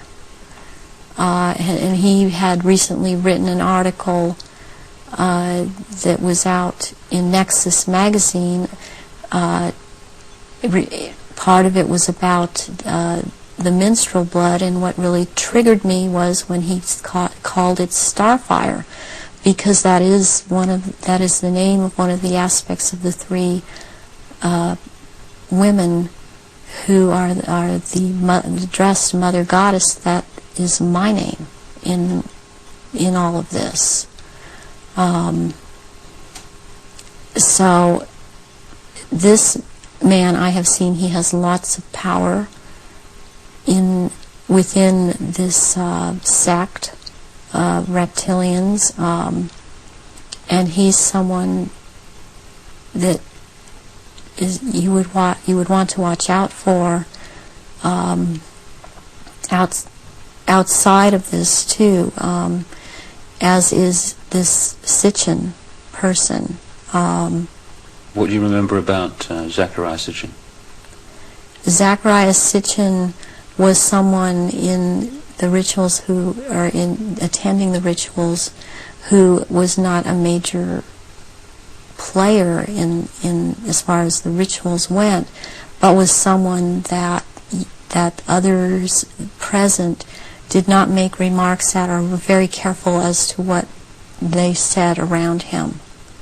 And he was talking about, he would be talking about doing away with people, persons that were in his way, or were putting out information that he didn't feel that he wanted put out. He is very much a disinformer, and that is his job, to disinform about what is going on with the Illuminati and with the reptilians. He actually warned me off from investigating the reptilians, interestingly. Where do the rituals take place that you've been involved in, involving the British royal family? Glamis Castle, Stonehenge, Balmoral Castle. I have reason to believe there's a church, and I think it may be Westminster Abbey, and there is a Mothers of Darkness castle or chateau in Brussels, Belgium. They've been there too. And also in France, the Marquis de Libero Pindar has a castle in the Alsace-Lorraine region of France, and I believe it's in the Alsace region,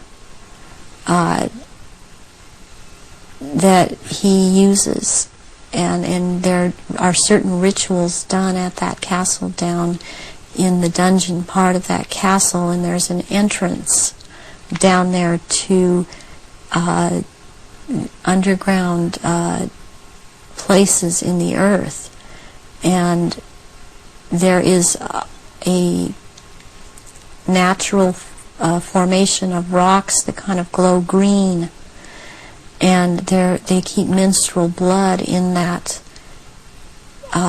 formation, and this green glowing from these rocks actually turns the blood a darker color, and it's called black blood, and it's used in certain rituals.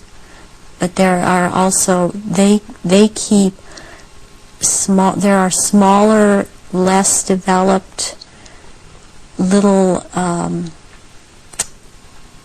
reptilians that are kept down there. They're kind of pets.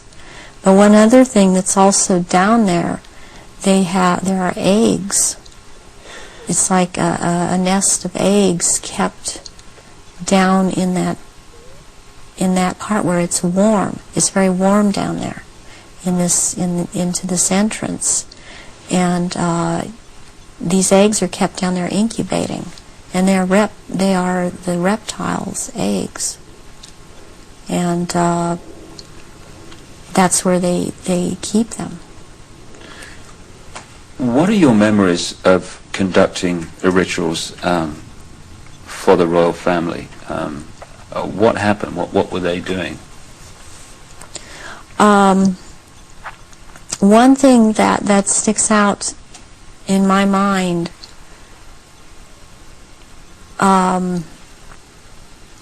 is that there was before. This was back in the late 70s. This was before Charles was married to Diana.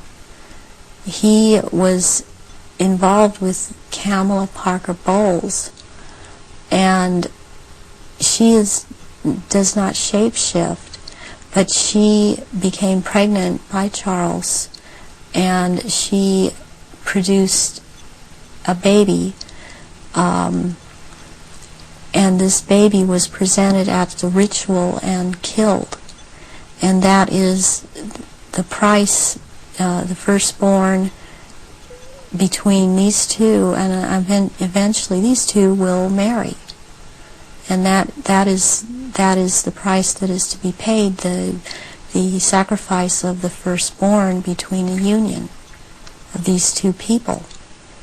And I've seen that there. Something else that sticks out in my mind is that it was around the late 80s that I saw a very kind of dark man he was Arabic. It seemed to be Arabic or Egyptian, and I heard the name Fayed being mentioned, and the Queen Mother was there, and I called her the Black Queen, and she and he were talking very seriously and at some length about a subject. They were mentioning Diana, and they were mentioning his son, Dodi. And at the time, I didn't know who Dodi was. I knew who Diana was. I never saw her at any rituals. Where did this conversation take place? This took place at Balmoral Castle. And I heard them talking about a marriage between these two, and I thought at the time, well, she's married to Charles. How can there be a marriage where she's married to Charles?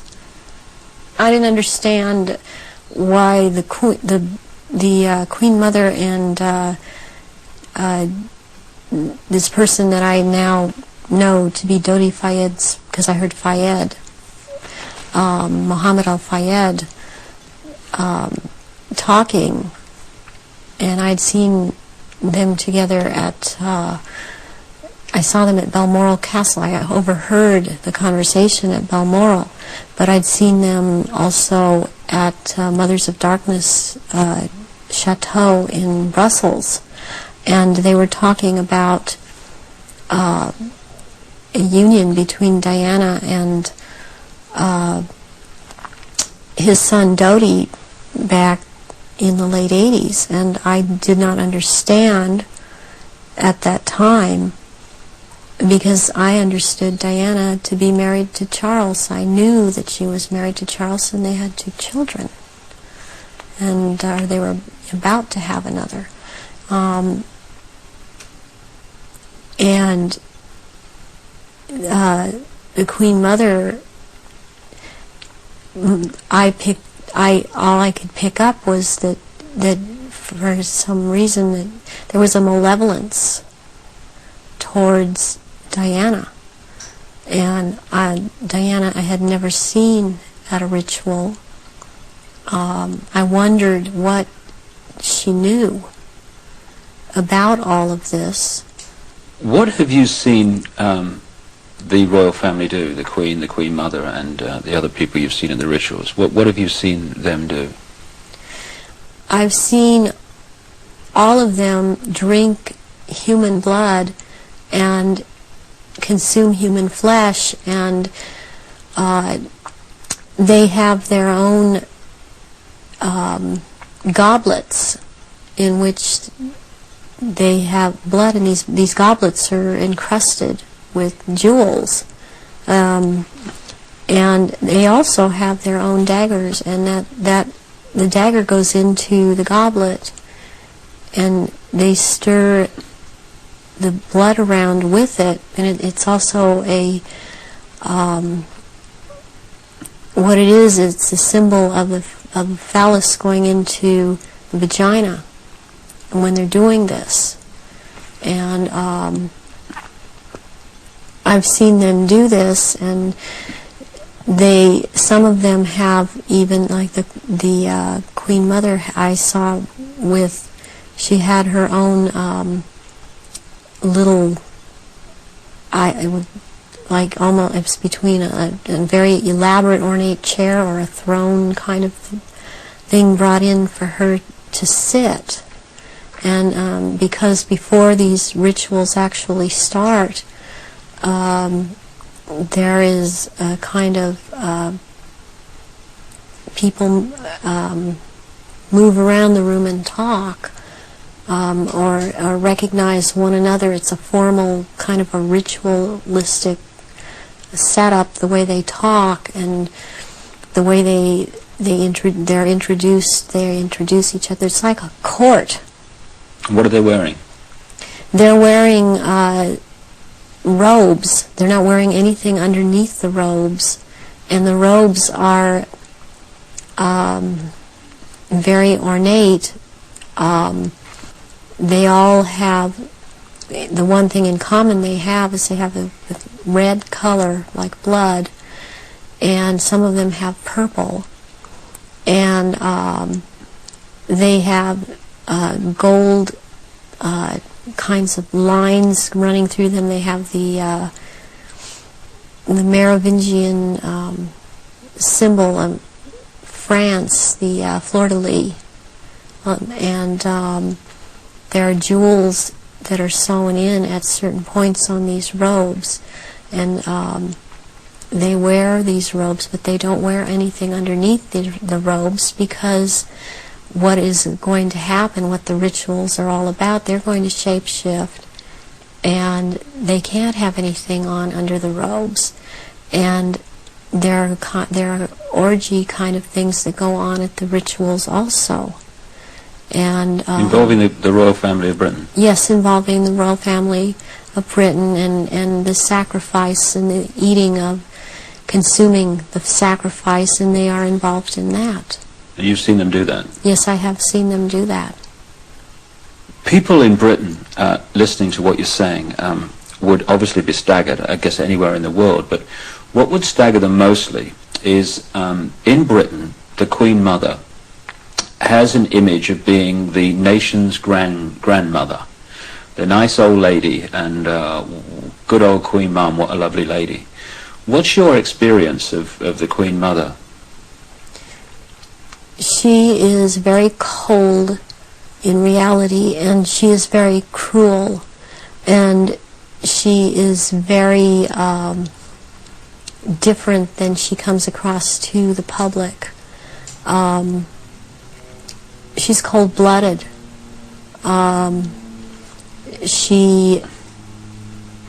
If she feels that you are someone beneath her, even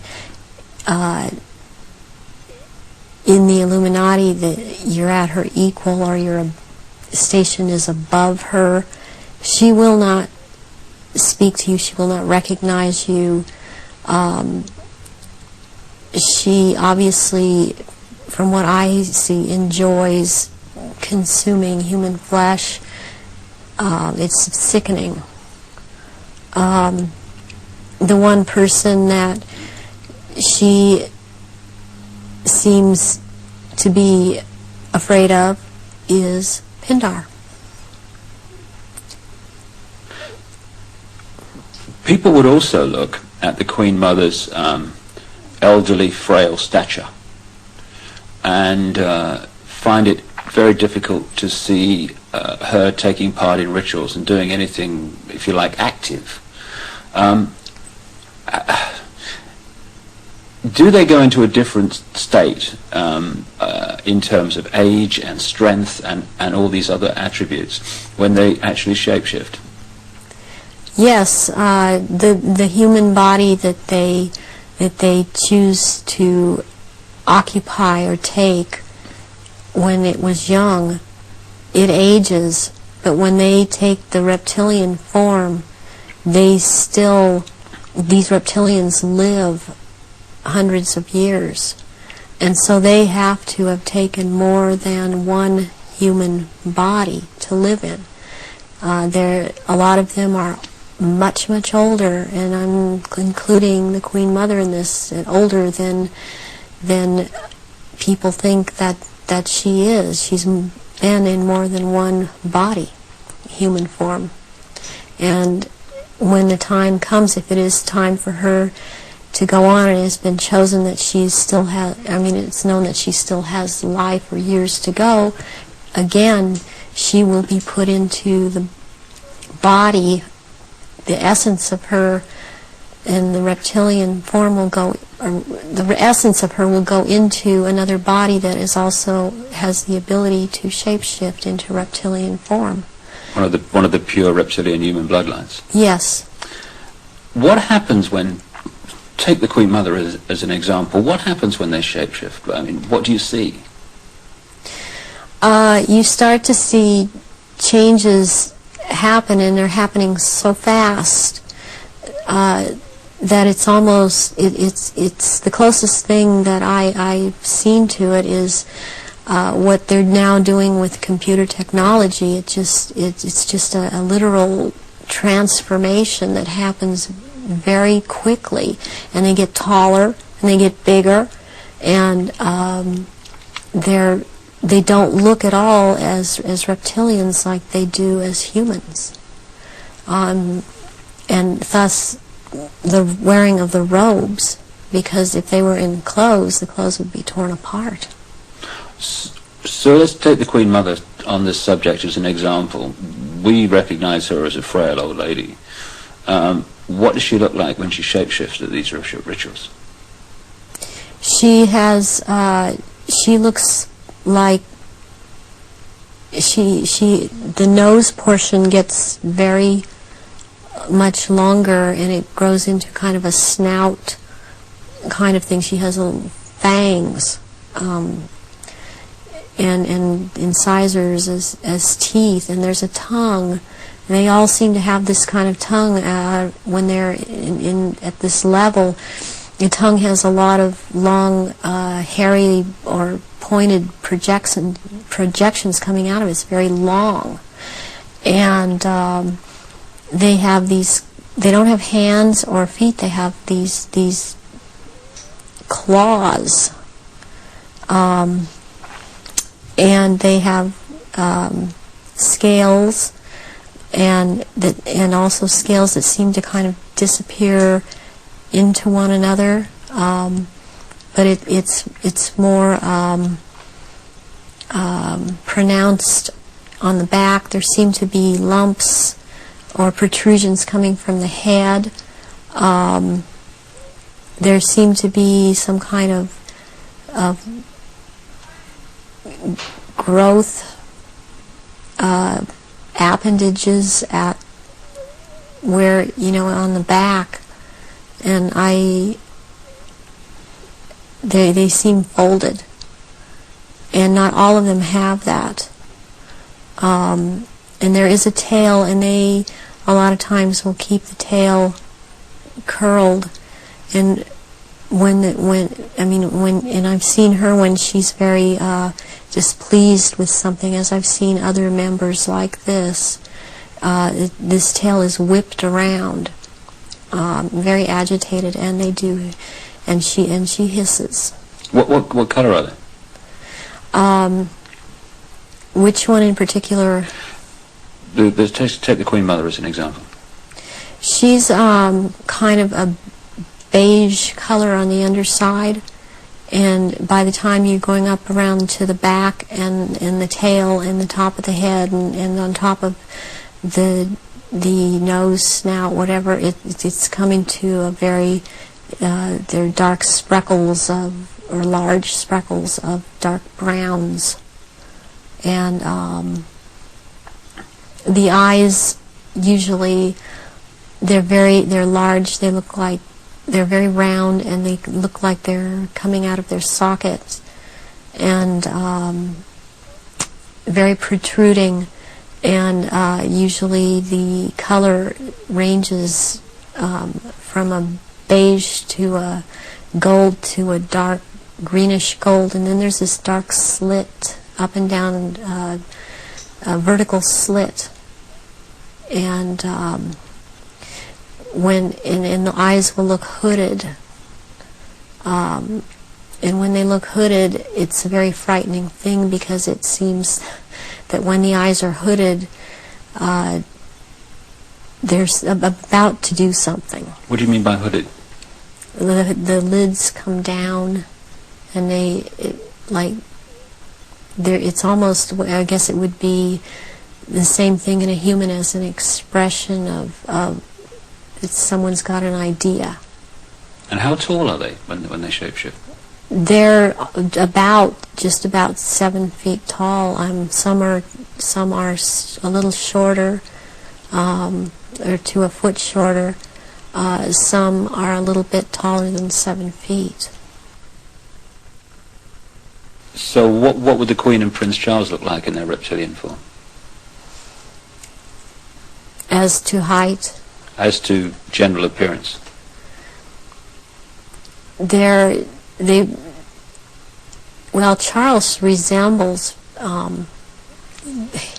Charles resembles in both ways, in human form and in reptilian.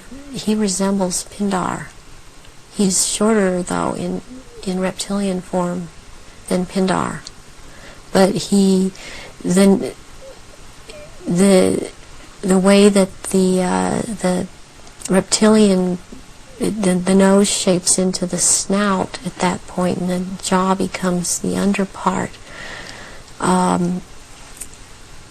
It's very much like Pindar, and his mother doesn't look quite the same as he does. But what does the Queen look like? The Queen, she's darker, not quite so pale. She's darker. All over, she doesn't have the amount of I would call it freckling. It's more like a gradual, like the skin is gradually getting darker it's more smooth. And she does have the lumps up on around her head and down the tail, the spine. Charles has the tails down around the spine, and funny enough, he has the protrusions from the skull in the reptilian form, where about or above, right above where it seems like his ears would have been. What is it about the rituals that allow the shape-shifting to happen? When the victims are starting to be sacrificed, it's the scent of the blood, and they start shape-shifting at that point in time, and they can hardly wait to get to the blood. It's like they're addicted to the blood, and then the consumption of human flesh that follows. What have you seen the Queen or any of the royal family do in relation to that? Have you seen them sacrifice and consume human flesh? There are certain times when they will actually do a sacrifice, or there will have been someone doing a sacrifice, and it's not happening fast enough for them. So they will step in and finish it themselves, because the sacrifice the ritual has to be gone through. It's sacrificially, I mean, ritualistically, it has to have been gone through, and they will step right in and just start tearing the throat out, and they're getting all this blood from the jugular vein at the same time, and that has happened when there are many there that are going to be sacrificed, and they just can't wait, and tearing into the contents of the abdomen and stomach of a victim afterwards. Who have you seen do that? I've seen the Queen Mother do that, and Prince Philip and Charles. I've seen Guy de Rothschild do this. It seems that I've seen it more among royalty, or so-called royalty, do this than people that are not titled. That they don't seem to. They seem like it feels like they don't dare, but they shapeshift nonetheless. But it's like the royals that step in and just start tearing away, as they can hardly wait. How long can they hold the reptilian form in these occasions? During the rituals, it's much easier for them to hold their reptilian form. They can stay in that form. What it is that they have a hard time holding their human form. And as long as they're around blood and the scent of blood, they can't hold human form. Right. Where do you think the story of Diana fits into all this, in terms of the ritual that you know about and the royal family background that you know about? What was all that about? What happened in Paris? Diana was a ritual sacrifice because she's named after a goddess, Diana. She was chosen from before birth for the purpose of which she served. I understand and very well, and am very empathetic towards Diana, because in a way it parallels what happened to me, to have served your purpose, had 2 children, and then be tossed aside. And to her horror, though, she obviously never attending a ritual, she knew something was happening, and she knew what was going on, and could not be trusted to be at a ritual anyways. I don't think that Diana would have attended a ritual. I don't think that they could get her to cooperate in this because she actually saw for herself that this was going on after she married Charles. Was there any way, when Diana was married to Charles, without attending a blood ritual, that she could have seen him or one of the others become a reptile? They have a tendency when they're asleep to shapeshift, and they have to consciously hold their form, and when they're asleep they have a tendency to not hold human form and to shapeshift into reptilians. And there could be other things that happen. You know, I'm thinking about the times that Diana would have gone through a menstrual period. Well, that would have also really triggered some of these people in the royal family that are reptilian around her to want to shapeshift, or any woman, any human woman in that household that would be having a period, that scent of blood would tend to cause a momentary shapeshift. What was the whole, what appears to be a ceremony surrounding her assassination? What was that about? The rumours that she was pregnant, the Egyptian Dodi Fayed, and the place where it all happened, which is an ancient sacrificial site to the goddess Diana. How does all that fit together in the rituals that you know about? Okay, the crown aspect of the goddess is Hecate, and the day of Hecate is on August 13th. And what is very prevalent in this with the Illuminati and what they've done with the Druidism and other in Egypt, the Egyptian religions, is they like to mirror the numbers. And so as like, for example, with the goddess Isis, her number is 18. When you mirror it, it's 81, and that is the number of the sister of Isis, Nephthys. And Nephthys was considered the evil sister to Isis. With Hecate, what I think happened here is that she was sacrificed, and it was a very important sacrifice because 3 people died, and it was a picture of the triad of Isis, Osiris, and Horus to them. Horus being the unborn child of Dodi Fayed that Diana carried, and was 3 months old, which is another very important fact, a number that's important to them, to be 3 months old.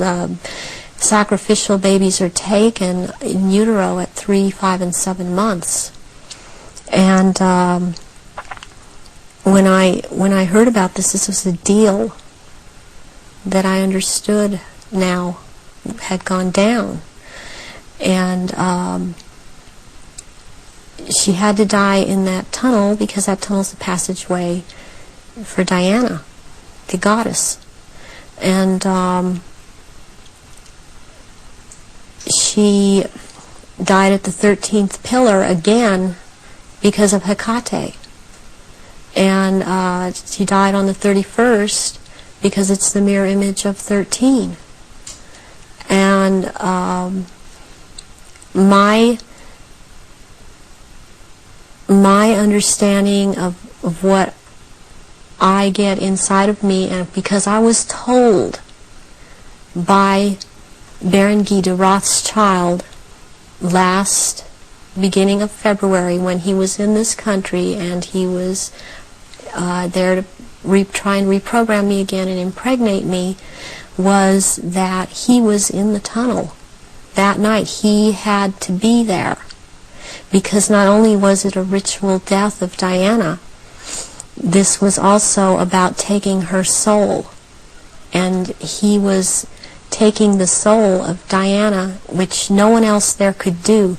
Whoever was present there could not do it. He could do it, and he was in France. This is the hypnotic stare you talk about.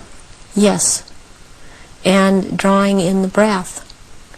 And he had to be there to do this ritual killing, this ritual murder. This would mean that the ambulance team and a doctor that arrived within a minute of the crash coming the other way must have been in on this whole deal, or at least the people in charge of the ambulance team. From your experience of the kind of people involved in this Illuminati satanic network, do you think that's possible, that they could set that up? Yes, I do. I've seen a lot of things set up that if you did not know, if you weren't in on the so-called inner circle, or know what the Illuminati can do, because they depend on people not believing they're really there, you would have a hard time believing it. That this has been such a secretive group and worked in such insidious ways to infiltrate and control. And there are so many unanswered questions they don't seem to be able to answer about Diana that keep coming up in spite of all the reports that come out, because there are people that don't believe what they're hearing. What would have been the purpose of creating such a clear and definite ritual in the assassination of Diana? What would be the purpose of that when they could have killed her in another way? Because it had to be done as a ritual, because they were going to take her soul. And it had to happen in the tunnel. It had to happen that way. It had to happen in that year. And there's all a timeline to all of this. There's been many rumors that she was pregnant, but as I understand it, one of her friends says that was not possible, because she knew that very shortly before she'd had a menstrual period. Is it possible to be pregnant and for that to still happen? Yes, it is. This happened to me. I was impregnated with one of my own fertilized egg that was fertilized by the sperm of Pindar, and he sent Guy de Rothschild to impregnate me in this manner, and I was impregnated in October of '94. I had periods up until February when it was discovered, and they seemed normal, not light. And I then was, since I had the background of a nurse, and had worked with a nurse midwife delivering babies, I was, for some reason, it occurred to me to check my stomach, my abdomen, and I realized that I was pregnant, and so I ended up seeing a doctor who told me, he verified, you're pregnant. He did it with blood test, with the urine test, and ultrasound exam, and if I don't do an abortion on you tomorrow, you're going to have to go through a different type of abortion, which probably would have been a saline abortion. And I knew what I was pregnant with by that time, and so I was terrified to go through with it, and I could not go through with it, knowing what I knew, and so I had the abortion. But I had periods the whole time. You were impregnated at the point that it happened without you having any knowledge of it. No, I did not. Is it possible that that happened to Diana, if she was, as the evidence that I've looked at suggests, also mind-controlled and a multiple from the early part of her life? That is definitely more than a probability. The thing about being multiple or dissociative identity disorder is that the host person doesn't know that they are, but they have missing time, but then they have amnesia for the missing time. They don't realize they're missing time. They don't realize things are happening to them. They show up, pregnant. They show up with marks on their bodies. They don't know, I think I must have bumped myself, and that's not actually how it happened. Or they have needle marks on their body when they've been gotten a hold of and drugged. And it's only when they start to realize something's not right and they try and make a timeline and try and account for their time, they realize there's so much they can't account for that they simply took for granted. Oh, I was out shopping, or I was at this person's house, or I was over there. Then they realize they don't have a timeline for any of these things. Do you think that Diana's two children were Prince Charles's children? I do not believe that William is. I've heard that he was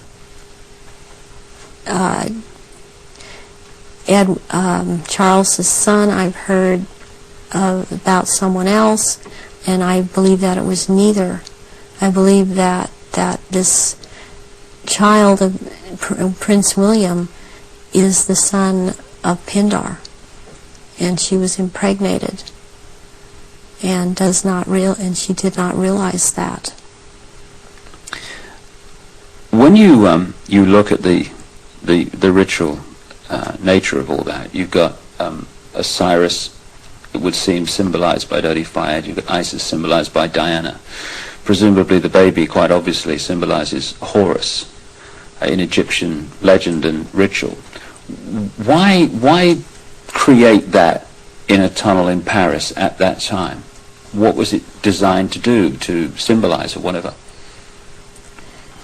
It's to symbolize, it's part of symbolizing getting the world ready to recognize the Horus that is about to come upon us in the year 2000, as the year 2000 is the age of Horus and Osiris reborn, and there's a sacrifice involved, and the sacrifice is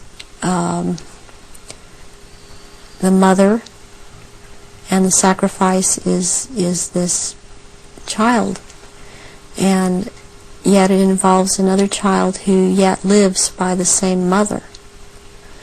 And you're talking about William? Yes, I am talking about William. What would have happened to Diana in your experience of the ritual, and what would have happened to the unborn child after the events in the tunnel in Paris?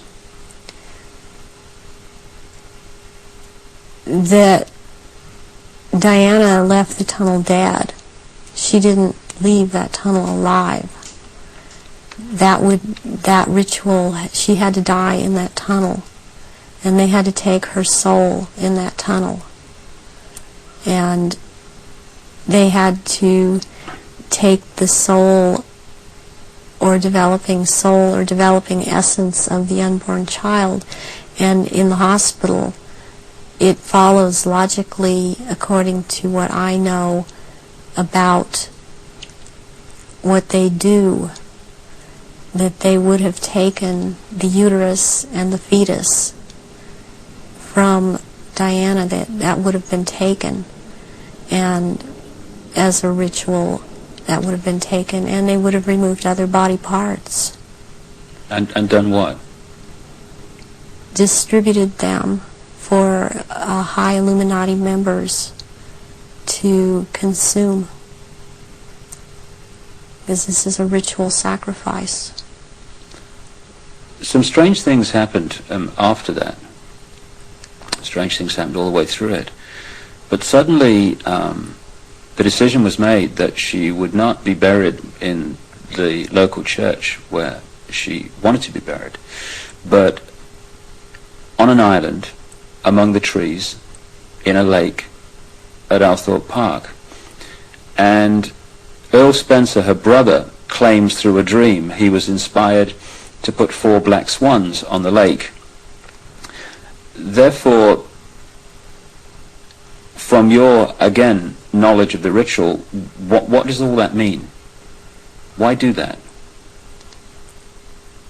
Because 4 black swans have to do with 4 directions, 4 seasons.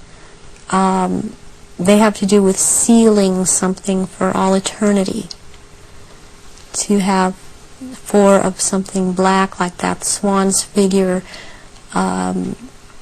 in Celtic mythology quite a bit, in the Druid mythology, and black is the color of Hecate, and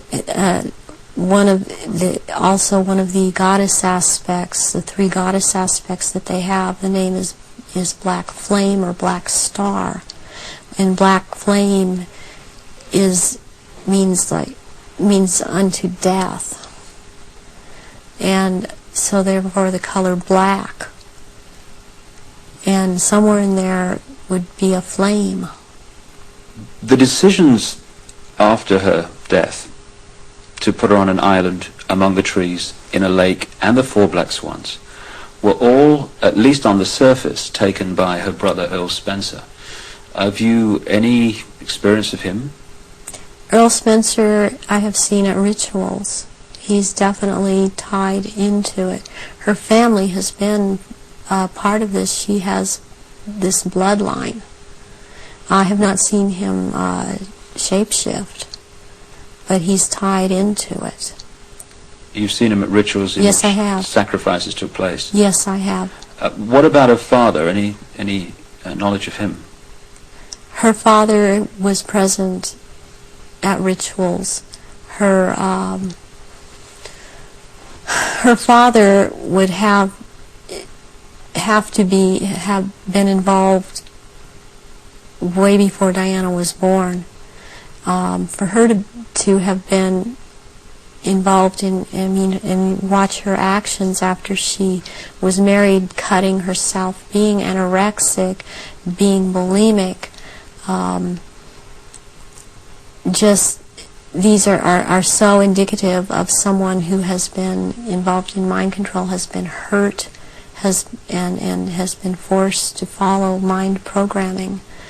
That this would have started when she was a little child, and her father would have been involved.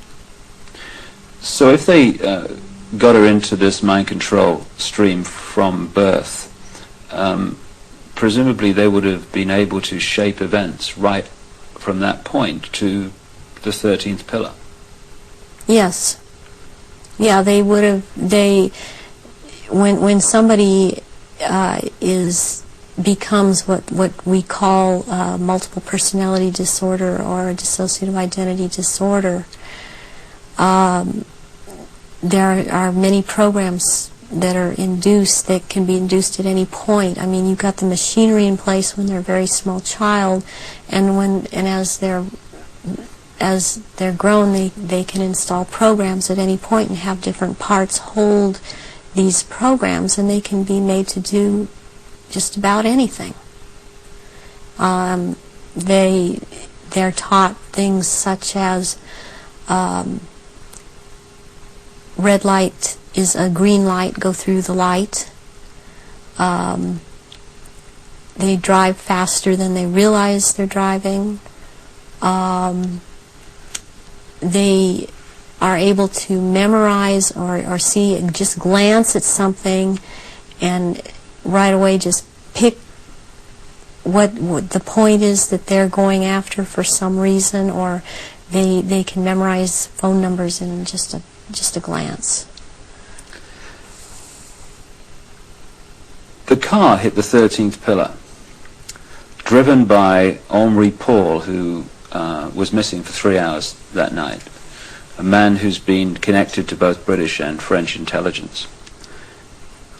Given the obsession with the number 13, it seems beyond coincidence that with all those pillars in the tunnel, it hit the 13th.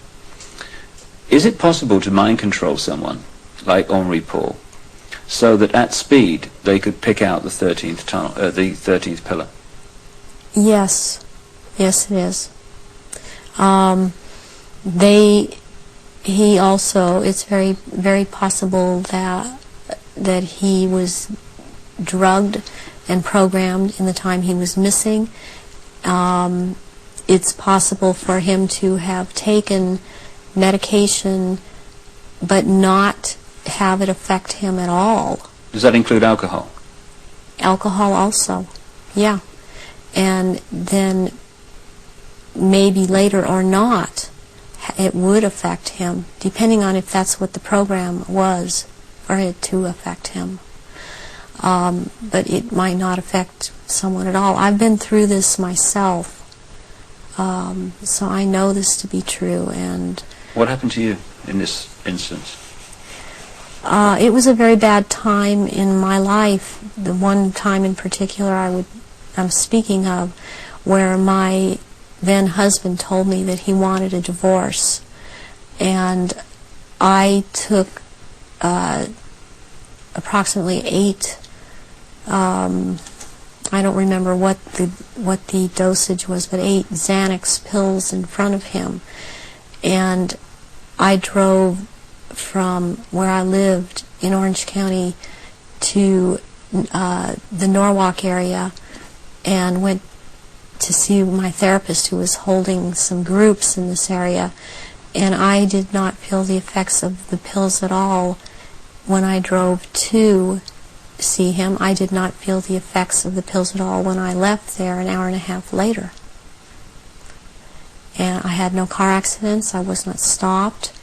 My driving skills were very good. And I've seen this happen with other people that have had the mind control programming and this DID, and you just swallow up medication and one part holds on to it and it does not affect the body. So if you're in a compartment that is not connected to taking the pills, you're not affected by it. But if you were put into that compartment that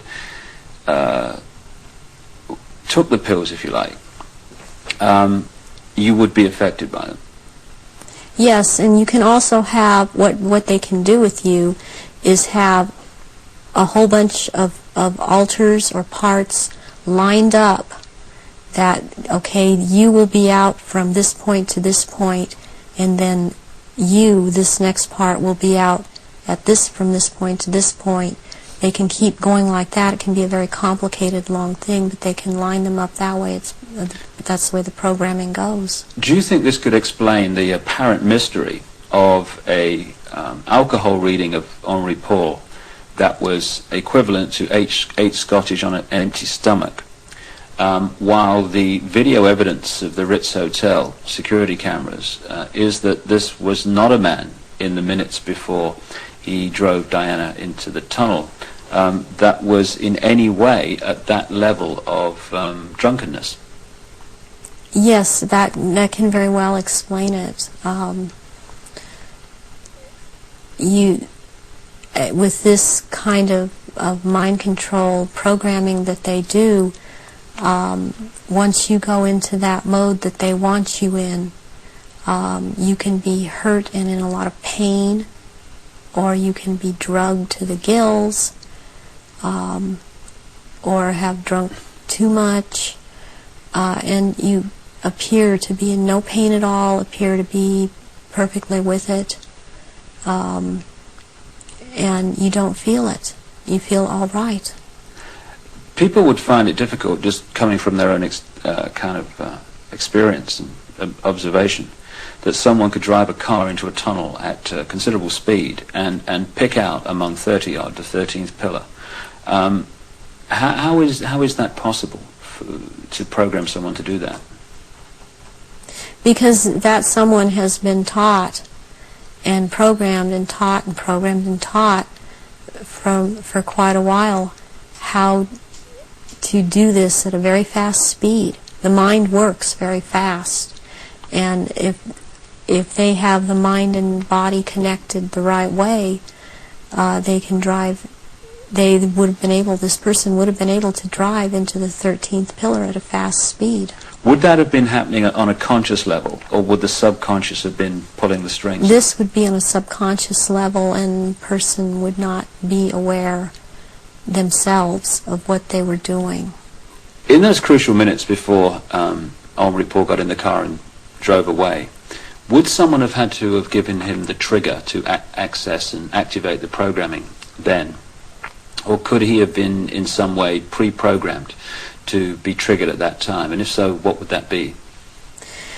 Well, he was probably programmed to do all of this at a trigger signal.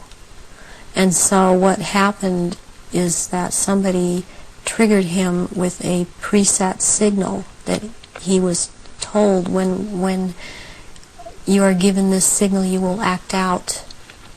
But the program was already set to go off when the trigger, when he saw the trigger. What form could this trigger have taken?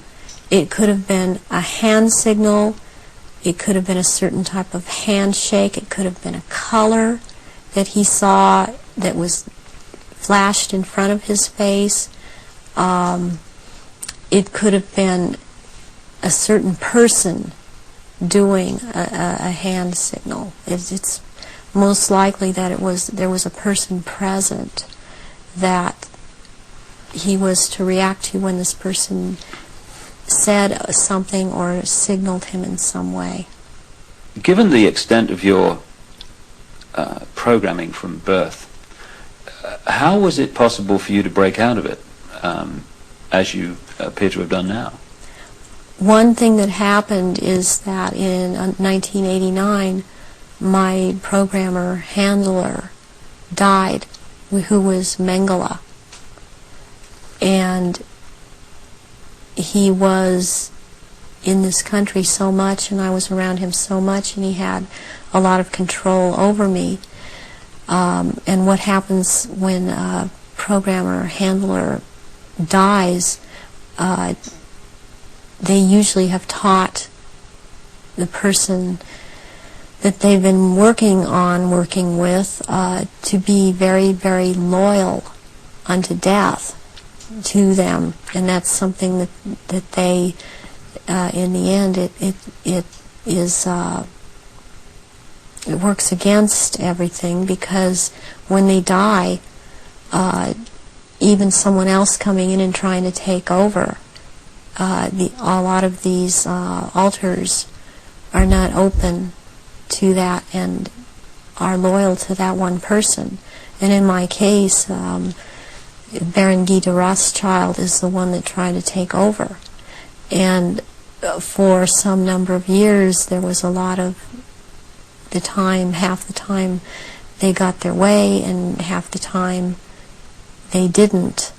And in major things, they did not get their way. One of the things that I went out and did in 1993 was I cut my hair off, and because I was publicly seen and known to have very, very long hair, I could no longer be seen. I could not be seen with my hair cut off short. This would have caused a lot of questions with other people that had been programmed. And they still tried to carry on with other parts where I wouldn't have to be publicly seen, because they still consider me to hold this status, and they still consider me their property. I was always told I was their property. One question that people would ask is, given all that you know, why don't they just take you out? They still have plans for me, and this was told to me just a few days ago by someone else who has spoken with Baron Guy de Rothschild that they have plans for me, and they plan to try to have me back because of the psychic abilities, and that is not going to happen. In the little bit of tape we've got left, could we just turn the subject to the jury you've got to your left there? What is that? Was that part of the rituals that you were involved in? The first one, this is a child's ring. It is a 14-karat gold white, or 14-karat white gold ring with a diamond in the middle of a hexagram, or a hexagonal shape, and it looks like a hexagon if you were able to look closely at the diamond. This was returned to me by my ex-husband, who told me, well, this was in your daughter's clothes, and this was a message to me, and it was a trigger to me for him to do this. Very well, any high-ranking survivors that I have talked to that know of this ring know that it's from Mothers of Darkness, and it would be very unusual. I mean, I don't know of anyone else that has a ring like this in their possession at this point in time. And what's the necklace? The necklace here is made out of copper, and it's very Egyptian, and it was given to me when I turned 19, and that's an important age because you really start at the position I was at, having these psychic powers in full effect and being allowed to do this in full effect during rituals, and this was worn during certain rituals. Why copper, and why have it at all? Copper is a transmitter. Copper has always been used in the occult. It has a specific meaning. The meaning it has is because I had a triad of altars that were very active in a lot of rituals, and the triad was Isis, Osiris, and Horus. And Isis was the part that drew down the moon, and Osiris performed the rituals, and Horus was what was born of performing those rituals. Just in the literally 3 minutes we got left, or 3 or 4 minutes, I know it's difficult, but I want people to understand the nature of what's going on to so many people today. What sort of things were done to you as part of your traumatization as a child and later? I was electroshocked to the extent that my parents were told when I was in first grade that my IQ was 70 and that I was retarded, and they said I would be retarded. I always had trouble in school when I was in school because I missed so much school. My school records are missing. They've just disappeared. I have medical records that are missing. My birth certificate appears to have been tampered with. I have had my eyelids taped open, and so I couldn't shut my eyes. I have been electroshocked. I've been put into a narcoleptic sleep and had earphones placed over my ears and had messages repeated and repeated for days. I've had drugs injected into my body so that my nerves were just like on fire, and then they would just touch me. Since I wasn't allowed to have marks on my body, they couldn't use a cattle prod on me, but they do use cattle prods on people in torturing them, and they do use electrical stimulation to the genitals and also on the teeth. and they like to inject between the toes and under the fingernails and up in the gums. I've also had some kind of scarring done up through the roof of my mouth all the way up to the brain stem back here that gives me a photographic memory. And I have calcium blocks around the pineal gland that seem to be perfectly spaced and even, and it's very, very curious. The doctors can't seem to come up with a reason for that. I have been programmed to be anorexic, to be bulimic. For the government programming, since I was also used by the government in this country, I was programmed to cut my arms if I started to remember, which I was punished for by the Illuminati, as I was not to have these marks upon myself. I was made to eat my own feces as a little child. I was made to drink my own urine. I was not allowed to go to the bathroom. I was placed in a sensory deprivation tank. I had my shoulders, my knees, my toes, and my fingers, my elbows dislocated and then put back into place when they wanted me to be traumatized. I've repeatedly had phone calls of tones coming over my phone, and tones that you can't make by pressing telephone buttons, tones that sound like sonar sounds from a submarine, tones that sound like they were made by some type of instrument.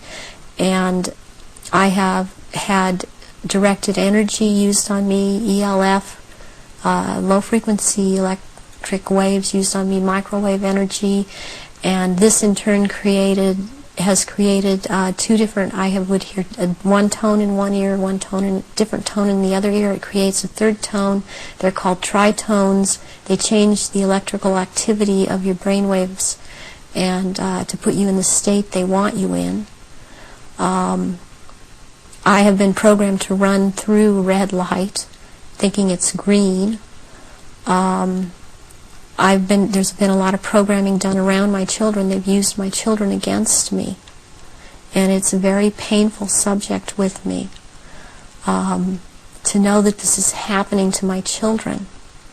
The same thing that's happened to me.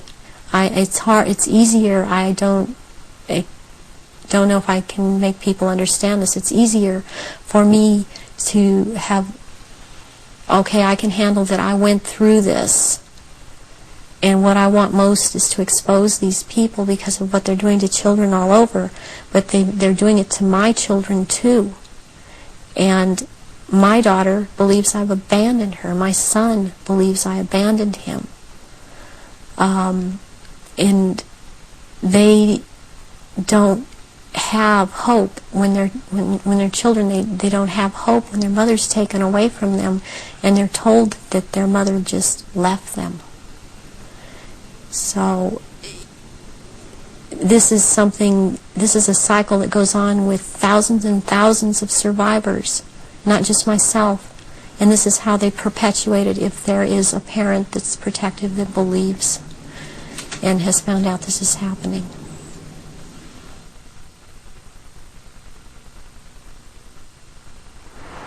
The astonishing revelations of Arizona Wilder, a very, very brave lady who's chosen to stand up and be counted. And only by enough people doing that is this nonsense and this manipulation going to be brought to an end, as it is in the next few years. Well, we've come to the end of our little tour of the centre of global control, and we're here now outside the Houses of Parliament in London, the so-called mother of parliaments, because of course it has provided the blueprint for so many other so-called democracies all around the world. When in fact it's just another vehicle for the one-party state that is relentlessly turning out legislation advancing this global centralization agenda. Not a place of democracy at all, a place for legislating the agenda into reality. Well, you've heard the information and possibly read it in The Biggest Secret at greater length also. The question is, what are we going to do about it? That's entirely up to you as an individual and me as an individual. As someone once said, what you think of me is none of my business, and it's not. This is just information, make of it what you will. But what we make of it and what we decide to do in the light of this knowledge will decide the kind of world that we and our children are going to live in the next few years and beyond. The Chinese have a word that means at the same time both danger, crisis, and opportunity. And that's the situation we're in now. Yes, there's a crisis. Yes, there's a danger of this global fascist state becoming reality, but it's also an opportunity to wake up and make the change that will turn this planet from a prison into the paradise it once was and the paradise it will become again. And that is about choice. Choosing what we do as a result of what we know. And I quote in my books a number of times an American comedian called Bill Hicks, a genius in his way, very angry man, but a very brilliant man, a very profound man. And he described life in this way. He said, life's like a ride in an amusement park. And when you go on it, you think it's real, because that's how powerful our minds are. The ride goes up and down, round and round. It has thrills and chills, and it's very brightly colored, and it's very loud, and it's fun for a while. Some have been on the ride for a long time, and they remember it, and they come back to us and they say, hey, don't be afraid ever, because this is just a ride. And we kill those people. Shut him up. I've got a lot invested in this ride. Shut him up. Look at my furrows of worry and my family and my big bank account. This has to be real. It's just a ride. But we always kill those good guys who try to tell us that and let the demons run amok. But it doesn't matter, because it's just a ride. And we can change it anytime we want. In other words, it's just a reflection of our own attitudes. And to change, as Bill Hicks said, doesn't need big bank accounts. It just means a choice right now between fear and love. Fear is the four-letter word that has controlled this planet and this human race for thousands of years. Love is the word that will set us free. And that's the choice we face now. And the world that those two choices will create will be so different as to be unexplainable. The chasm between the two, a prison or a paradise. I just want to say one other thing before we finish this video.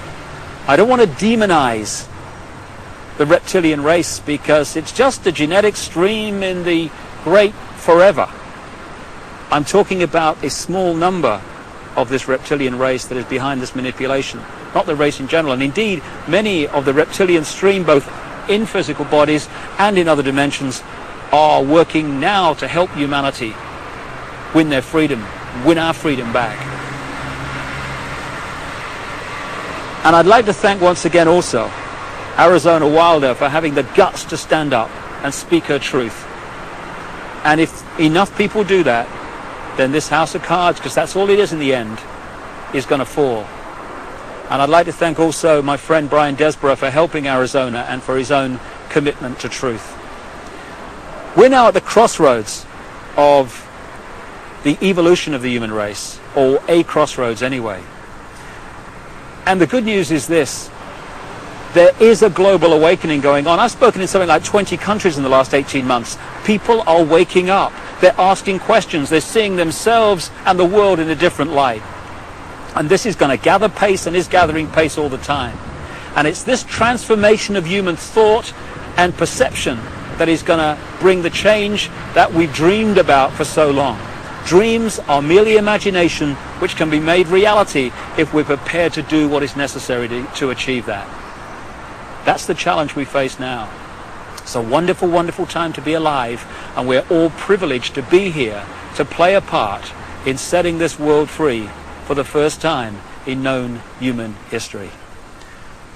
From the epicenter of global control, but not for very much longer. Thanks for listening. Goodbye.